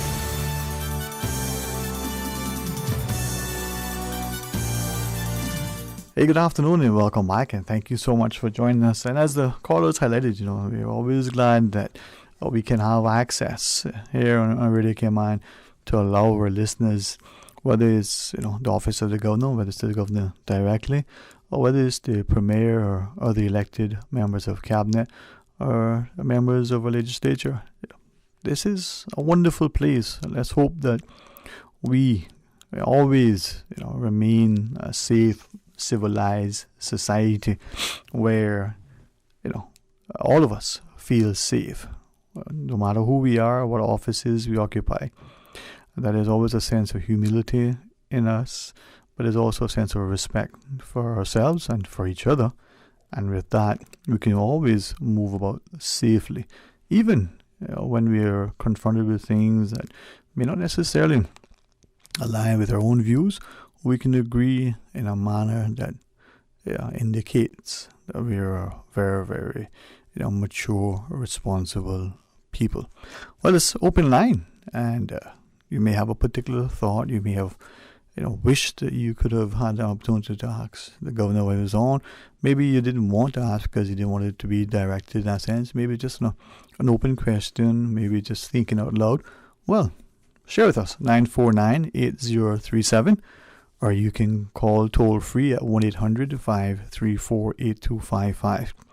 If I can, made a little adjustment to my own schedule to accommodate something that was invited to, earlier in the week. And like everything, if you can learn from something, if you can get invited to sit, and take a class, maybe you can pursue a particular course of study. Maybe you just, it's an hour. It's a presentation by knowledgeable people about research that they have done. And what was interesting isn't only what was shared, but it was the sort of discussion that unfolds after presentations. Sometimes it's part of the question and answer segment. Sometimes after everything is said and done and people are ready to leave and maybe they're still in the parking lot or they're still sitting by the table or in the conference room, as it were. And what was interesting, as one lady said, how it is that we're getting to a point where we no longer seem to have respect for others, other opinions, however far-fetched they may be, other points of view and the like. And sometimes, not only that we don't seem to have respect, for that, we ourselves don't, in a respectful, responsible way, sort of share our views. Now, we've heard words in recent times by, politicians and political pundits to talk about a lot of the vitriol, and maybe there are a vitriolic way in which we respond.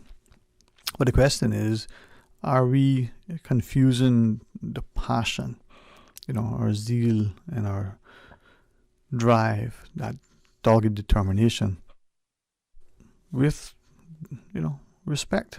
And instead of very, very, respectfully and passionately conveying with a great sense of conviction or particular perspective, we are not necessarily, coming across in that way. The other thing that she shared is, well, what is happening to democracies across the globe? Not just the freedom to assemble, the freedom to speak and express our opinions, but the notion that with these seemingly rights, that we're forgetting the corresponding responsibilities to exercise them in a way. And not just us who are sort of the rank and file, but us who are, the commanding officers, in a sense, who somehow, because of our position, we not only command respect, but our words have great influence. Maybe it's the charismatic way in which we say things. Maybe it's just the way that people may hold, us out to be. Well, what are your thoughts? 949-8037 or 1-800-534-8255. And then the, sort of almost a passing comment is this notion that, as one of the gentlemen there sort of indirectly responding to some of the comments, he said, isn't it amazing how, in my words, and interpreting what I thought was shared, we get to a place where we'll kick a man when he's down, sort of, and I hope this isn't openly disrespectful to some, but more people who are like parasites as opposed to people who see it as being a symbiotic relationship. So they see an opportunity and they're opportunistic. They go and they grab on and they just take and suck the life out of everything, but they're not contributing. And now, whether it's the political landscape, they see things are down, so they grab a hold to it because it may elevate them at the expense of others.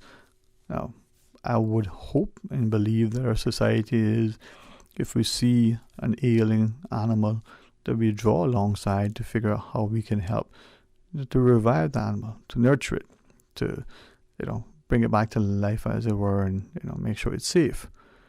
Well, would we not do the same with others, and not, as they say, kick a dog when it's down?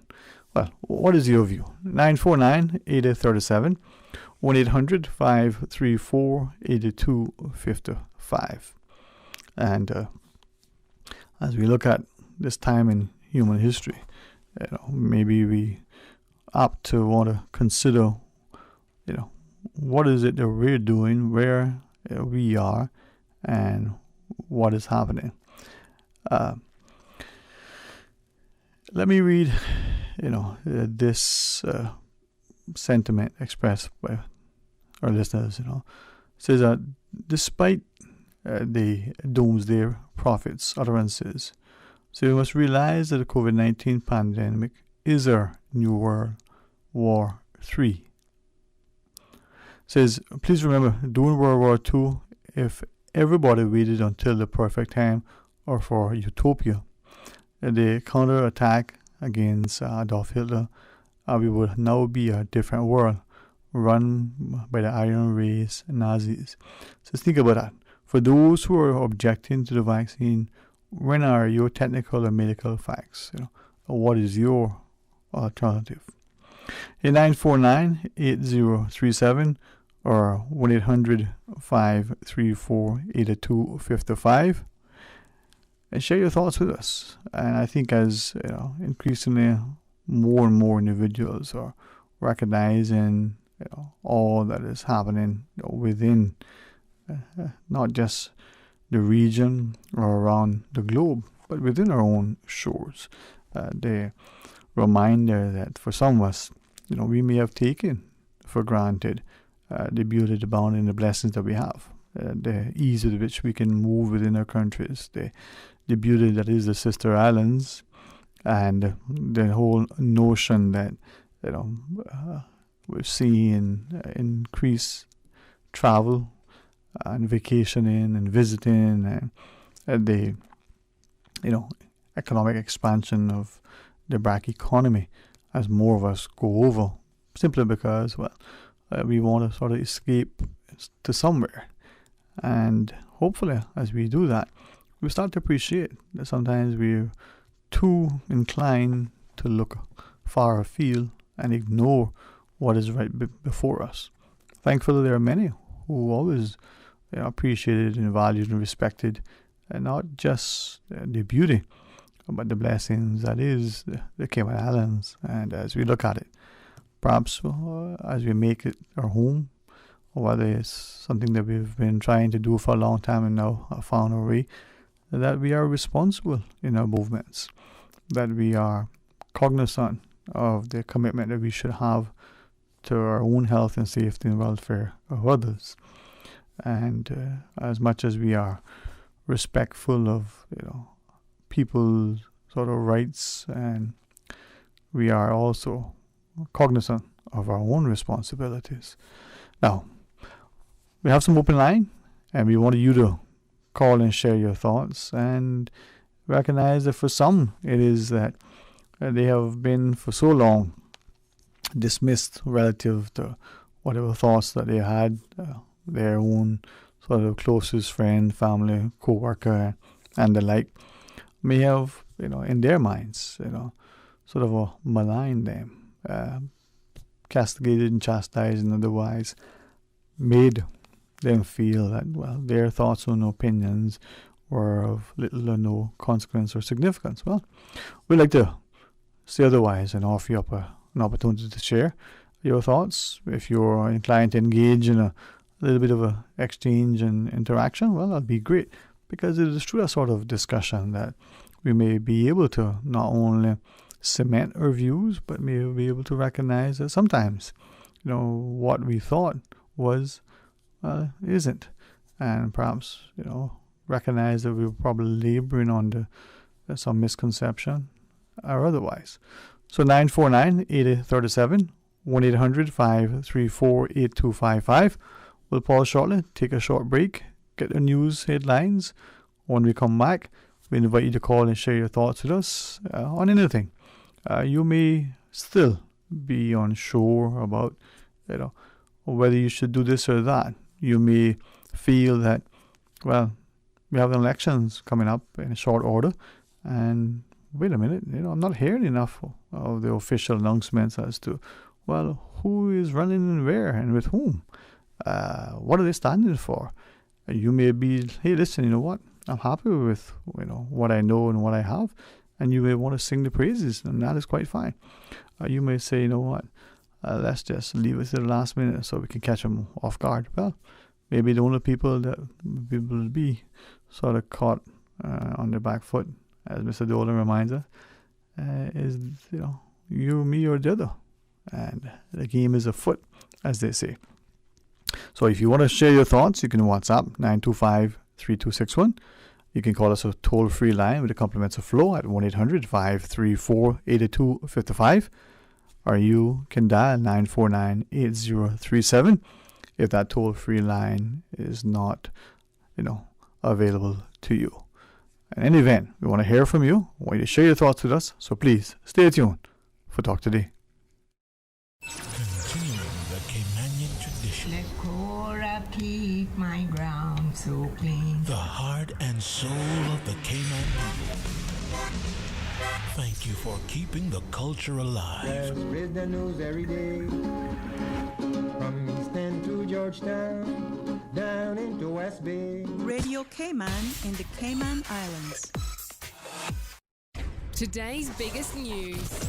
Radio Cayman. It's only 2 species that we have, on the island. Generations present. Your voice, your choice. It is in the best interest of the people of these islands. Local, regional, international. This is Headlines from Radio Cayman's newsroom. Today's biggest news.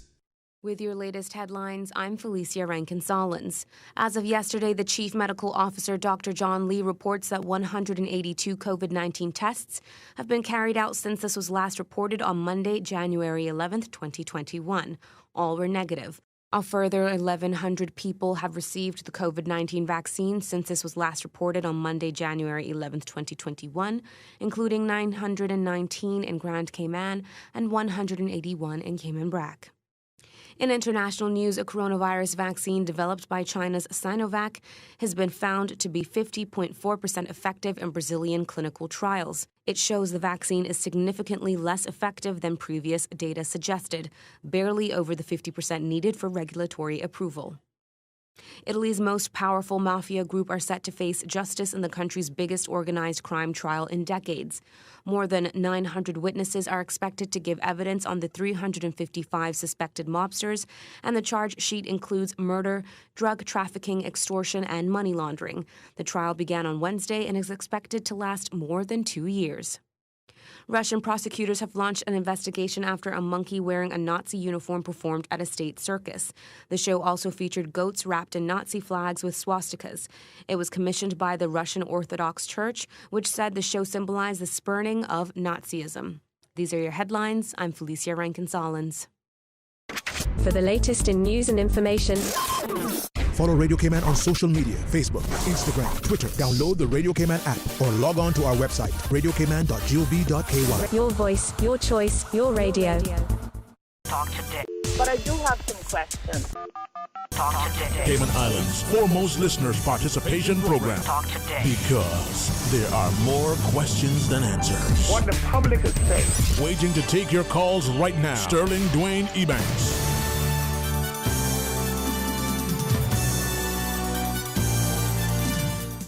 Good afternoon and welcome back. Thank you so much for joining us as we invite you to be a part of our discussion here on the Open Line segment on Talk Today. Let's go to our phones though. Good afternoon and welcome. Oh, alright, sorry. I listened to Miss Susan but not paying close enough attention. Alright, there was a call and it'll return if it so chooses. It's a toll-free number. Or you can dial us on 949-8037 or toll-free at 1-800-534-8255. You ever had one of those days when you want to be, somewhere, but you had to be elsewhere? Where you had a taste of a particular thing for lunch, but you were contented with what you have? It's all about, attitude of gratitude and being gracious equally. Let's go to our phones. Hey, good afternoon and welcome. Thanks for calling. Dwayne, it's me again, Bill Simamba. I'm sorry that I have to call back. I know a lot of people want to call in and so on, but I really was a little bit disappointed that I was cut off by the governor, because I felt, frankly, I was expressing a view and I was making some specific proposals which might affect people as well. Right. But as you speak to it, sorry if I made this ask, and I hear your perspective then, and recalling what I believe His Excellency was sharing, is it then that potentially because something's before the courts that maybe we might be more cautious to, be mindful of our discussion, so not to, have it something sub judice, as it were? Well, and you are so right about that. That is why I only mentioned that I had sued the judge. I didn't go into the details. Right, okay. That's why I quickly went into the proposals for reform. You see, proposals for reform we can discuss because, you see, there are always cases going on. Right, and right. there are always things that are happening. And you can't say that until the case is finished, you can't discuss things for reform. Right. You just have to ensure that you are not in any way trying to litigate the matter in public. And Right. with me, actually, I had already moved at that point to talking about what happens in other countries and how it is necessary to have accountability. If I could then, and I certainly want you to speak to what you want to, but at some point, if I could ask you, is it then that we are at a place in society, democracies in particular, but in Cayman specifically, since this is where we live and where we were most affected by whatever happens here, is it that there are certain things that we see or seem to think, at least, maybe untouchable? So we don't speak about the judiciary and reform.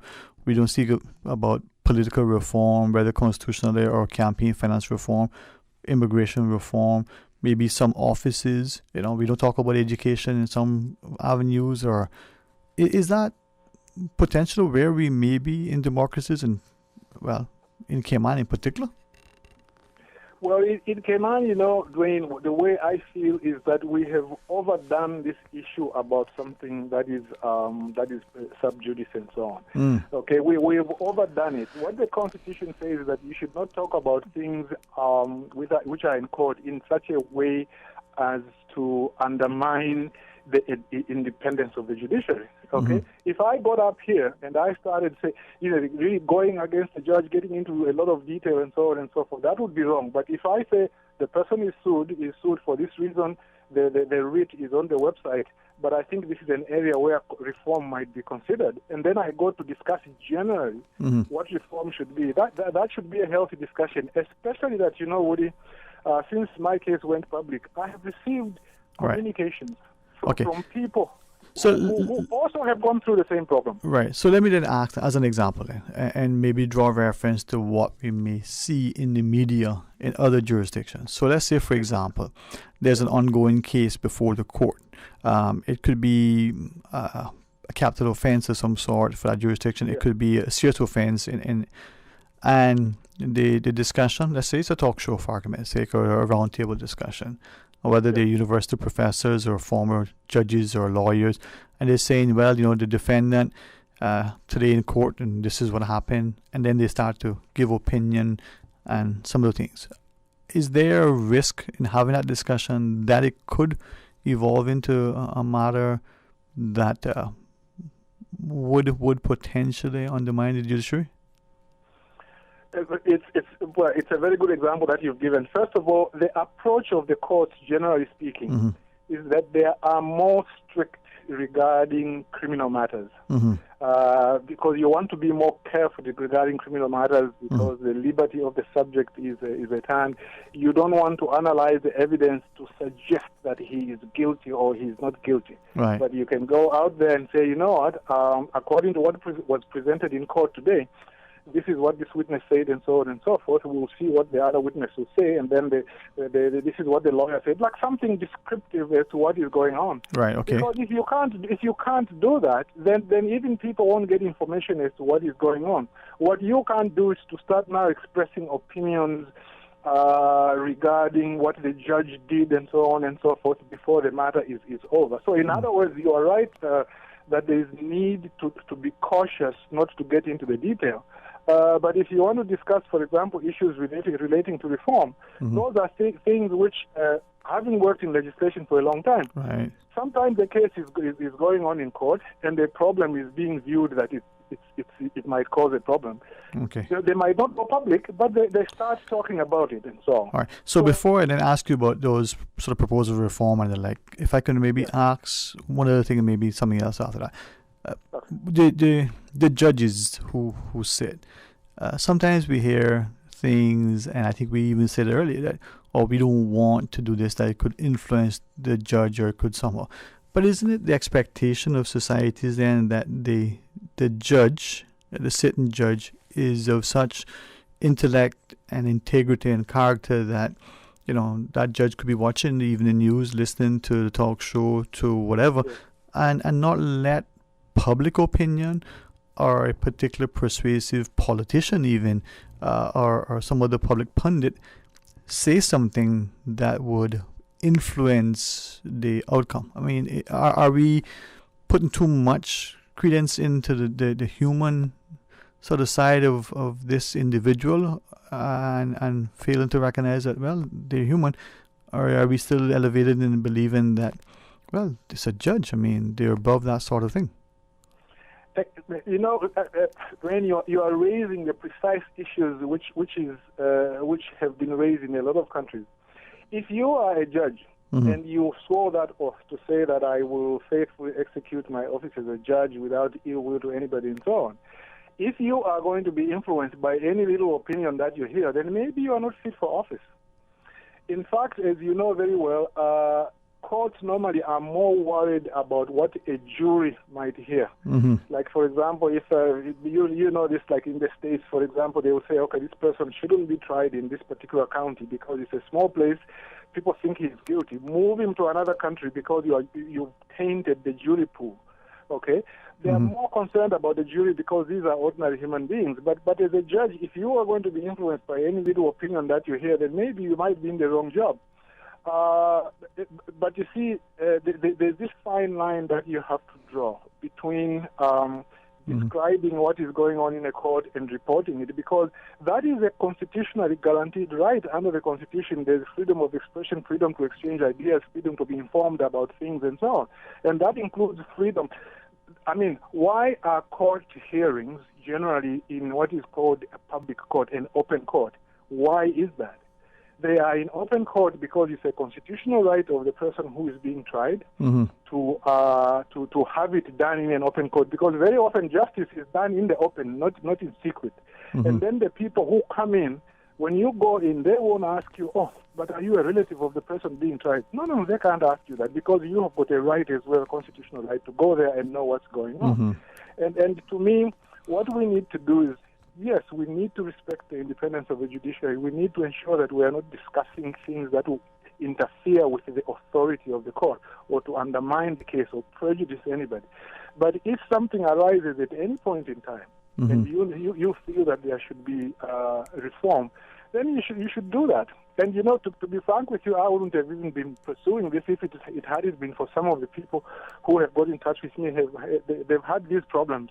If you read the report, you know, Dwayne, there's a report of the Judicial and Legal Services Commission 2012 to 2015. There were 9 complaints during that 3-year period against judges. Okay, it is on the website, 9 complaints. But we don't know who complained, for what purpose, how it ended. In some countries, what they would do, at least, in some countries they don't make it public, in some they do. When they don't make it public, they at least say there was a complaint about X of the judge of this particular court, this was the nature of the complaint, and this is the way it was resolved. And the problem that we have in the Cayman Islands is that, you see, they took away the power from the Judicial and Legal Services Commission to be the one listening to complaints. They had that report 2012 to 2015 because under the initial Constitution 2009, it was the Judicial and Legal Services Commission which was supposed to hear complaints against judges. But by an amendment to the Constitution, it was given to the Chief Justice. And I've never found that structure anywhere else. The structure is always that there should be an independent body, structurally independent, so that when they look at it and they find that maybe there's need for a solution, they say, okay, for this one, the solution is just to tell the Chief Justice that maybe he needs to take some corrective measures. In other cases, you know, if it's a criminal offense, sometimes they even recommend that, well, it should be reported to the DPP and so on. And I just think that in Cayman, we need to work on that. People are suffering. They don't know where to go. We need to be able to look at that and discuss it. Right. And I think the way to do it is not to say that you are not going to discuss it at all. Right. Now, before we go to the break, let me ask you the question. The reforms, either through laws or the like, or even sometimes the policies, isn't that for elected members of the legislatures to do? I mean, is this a case where, you know, when we look at laws and policies, that there isn't the political will, the elected members in our House of Parliament isn't being called to task to address these issues? And you're right about that. That's why I think one of the lawyer who usually appears on the other show, he called, and he did mention it to, I think it was a leader of the opposition.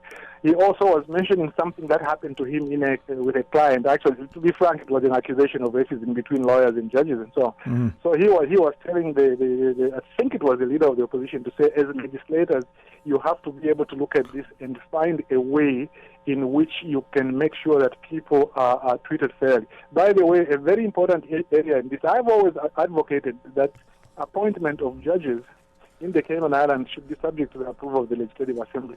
You have judges at the moment who have contracts which are 8 years long. They give them contracts that long, 8 years. And what if that judge in the middle, there's a little bit of a problem? You can't even sometimes decide to wait him out until the end of the contract to avoid a whole kerfuffle. It becomes very, very difficult. But you're right. The answer very often is legislation. And part of that is for somebody like me calling, sensitizing people, letting them know that I'm not the only person who is going through this, and to be able to carry some action. Actually, I intend to get in touch with some members in the opposition to be able to give them this some proposals which they can work on, so that people can get some relief. All right. Well, blessings to you, man, and thanks. Maybe through education discussion, maybe we'll be able to get to a point where it's not just information, but it's actually, positive action. So thank you very much, and we'll talk to you very soon.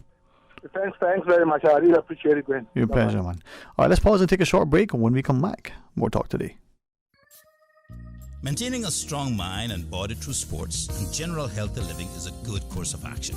But what about your spiritual man, your inner man? He has to be awakened, fed, exercised, strengthened, and led according to the will of God. So, have you heard the call? I'm Evangelist Brother Joseph Joey Ebanks, and I'm inviting you to worship Wednesday and Thursday nights at 7:30. We are bringing the Word of God to our communities as Jesus commanded. Faith comes by hearing, so come and hear. Bring your own chair or simply park and listen to the Word of God from your vehicle, covering the Cayman Islands with the Word of God, one community at a time. Have You Heard the Call will be at 135 School Road next to Rehoboth Church of Pastor McField, January 13th and 14th, 7:30 p.m. Attention, Caymanians! The registration deadline for the 2021 elections has been extended until 20 January 2021. Caymanians turning 18 on or before the May 26 elections may register now. In order to vote in the 2021 elections, you must register by the 20th of January. For more information, visit elections.ky or the elections office at Baytown Office Suites opposite the Wharf Restaurant.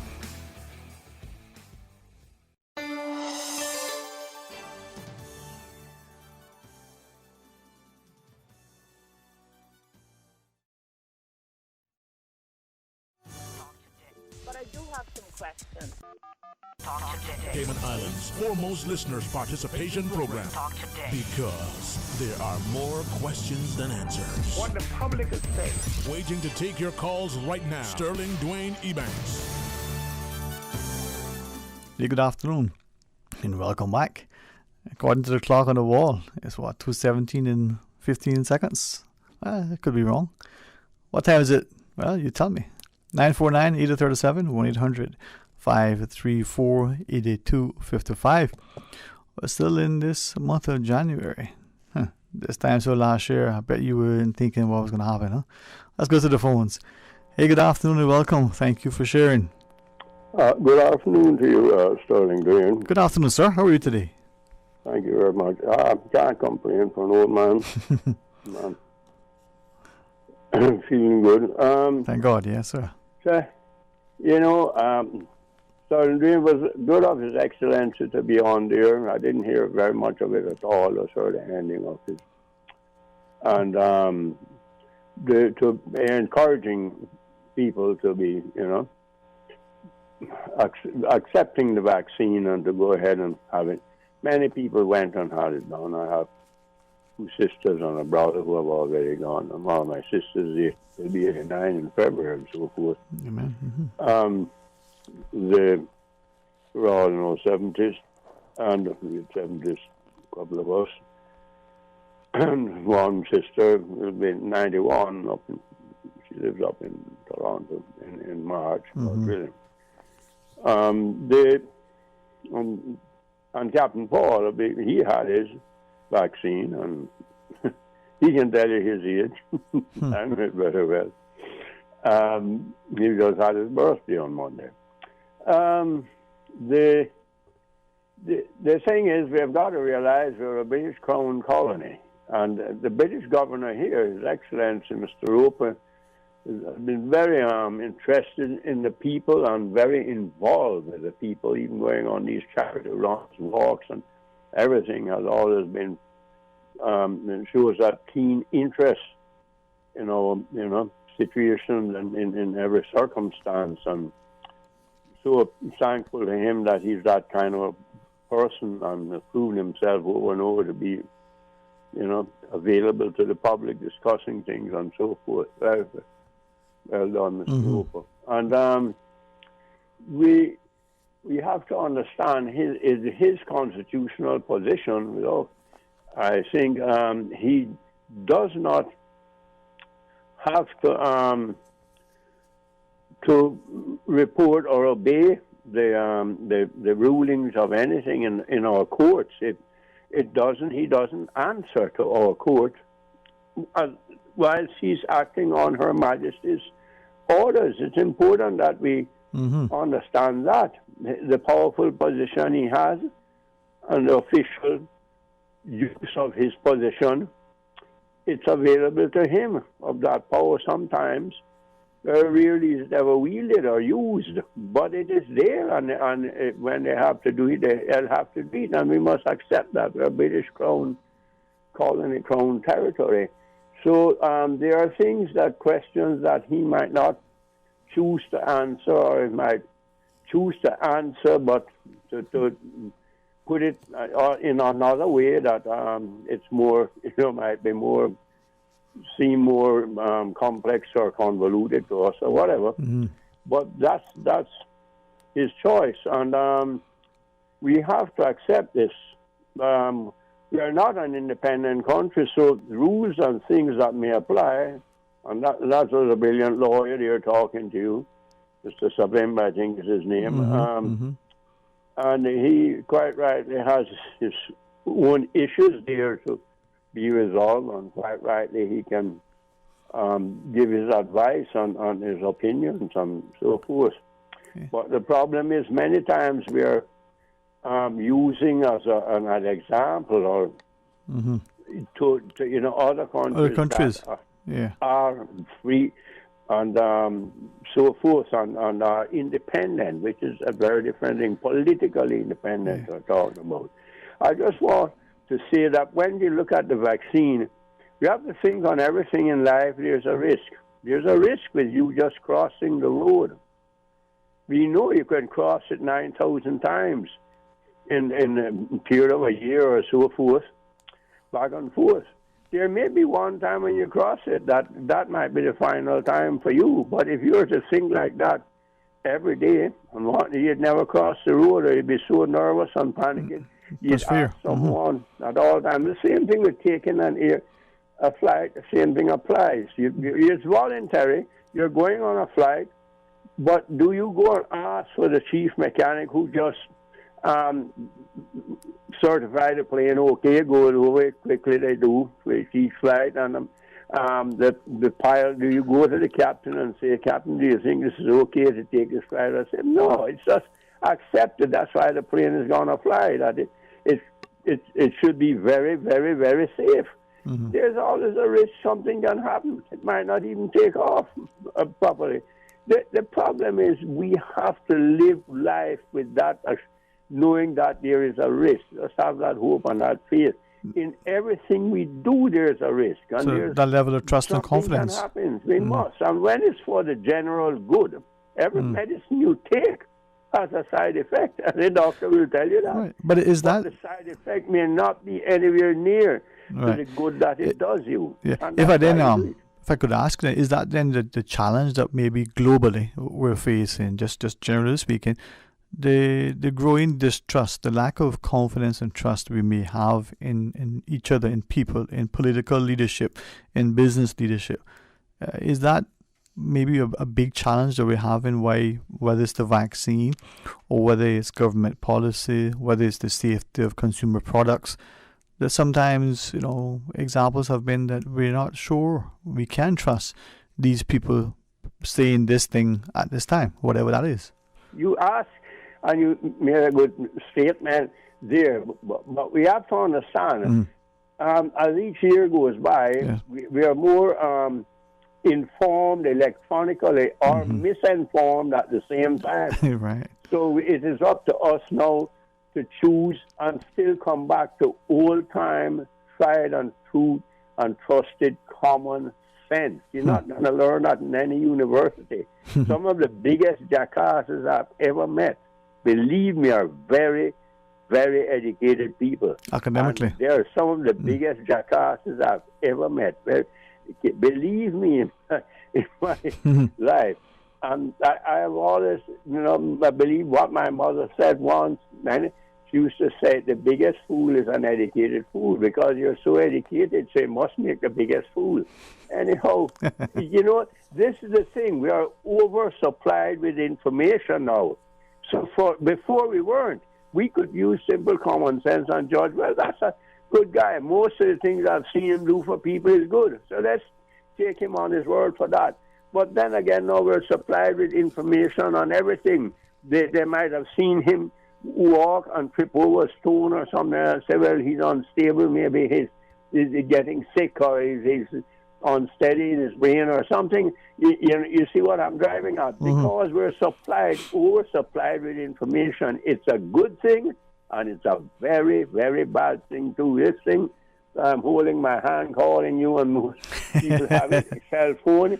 It can be a very, very distracting thing, and it can be a very useful thing, and at the same time, a very dangerous tool. It's like electricity, Trust but verify is what you're saying. Fire. Yes, sir. Fire is so very useful. Can't live without it, but it can be very dangerous. Yes, sir. Have a wonderful day, sir. Have a wonderful Thank day. you too, sir. You have a great day, and with all due respect to all of our callers, I think having people like Mr. Mickey share, not just because of his age, and I hope that as a society we continue to show and have a healthy respect, for those who are older than us, but that we also encourage and welcome their contributions. There are many of us who will see our parents when they address their contemporaries, and certainly when they address people older than them, that they still put a handle before their names, Miss So-and-so, Mr. So-and-so.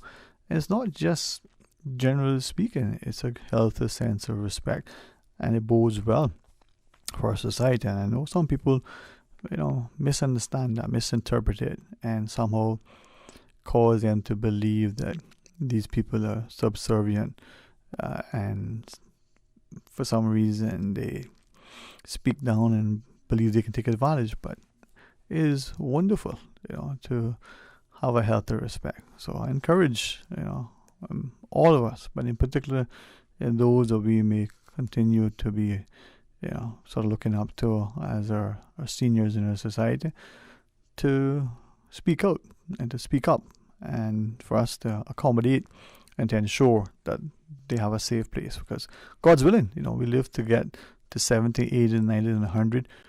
Wow, wouldn't it be great that not only are we healthy, but we can move about safely in our society, because the roadways are safe, and the sidewalks are safe, and the parks are safe, but then the people are also accommodating and nurturing, just like we should, for every member of our society, including our young people and our mothers and all of the women in our society. Well, share with us. It's not going to happen unless we take positive and productive, proactive action to bring about it. Sometimes it's not just laws that have to be implemented and amended, but it is about the people ensuring that the ethos, the psyche, the culture, the expectation of a society is this. Take, for instance, do you know of societies where it's without question you're not, going to even have to worry about police enforcement or fines through the courts or otherwise, administratively or otherwise. people are just going to put their garbage where it's supposed to go. If it's, a sense of healthy respect for the recycling program, it's going to be recycled because it has an effective program. You don't need anyone to enforce it. It is what, the country does, and there's no question. But what about the society that's not just, healthy respect for the environment? It's also one where, there's going to be a group of friends out. It may only be two, and they know that one of them, if that's the one who's going to drive, isn't going to drink or consume any kind of drug that could impair their ability, not because of the laws or it's just because they want to make sure they're safe, and it's the civilly expected and responsible thing to do. Well, we know that in our own community sometimes the way we dispose of our garbage, whether it's our old appliances and furniture and the like, and not only do we just dump it out of sight, sometimes we just dump it on the lot next door, get it out of our yards, despite a very, very, excellent initiative by governments to date, relative to the bulk waste cleanup that happens every year. Now, maybe this time around, as was talked about previously, that it won't be, in the month of December, so close to Christmas. Maybe it'll be, twice a year. Maybe it'll be something that ends perhaps, by mid-November, maybe even by the end of October. But then it comes back to us as a people, not only take the opportunity to dispose of those things properly, but to heavily evaluate what is it that we're keeping, buying, and using, and then when it's to be discarded, how it's going to be, disposed of. Well, tomorrow, I believe it's Thursday. I can look at the calendar again, at the end of the day, just to make sure that it doesn't change. No, just kidding. And as we appreciate every day, and we look at it with a sense of gratitude, let's be gracious in it. Doesn't mean that we don't speak out against things that are wrong, but it means that we don't stand idly by and do nothing when doing something is the right thing to do, the positive, productive thing that needs to be done. And sometimes it isn't that because the person is in an elevated position that we're not supposed to, hold them to task. Maybe it's what they need. Well, let's do our best to make it better. And if you do nothing, then just listen.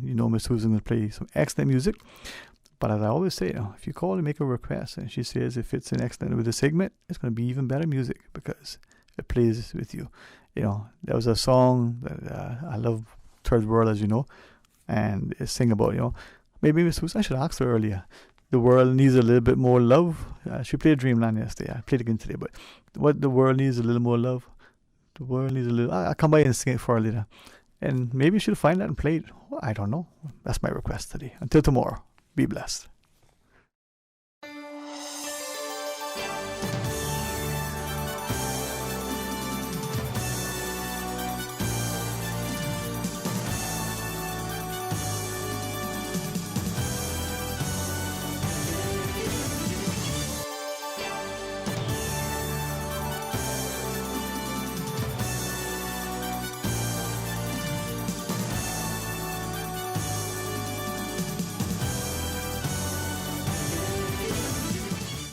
Shaken yet standing firm. This is Radio Cayman.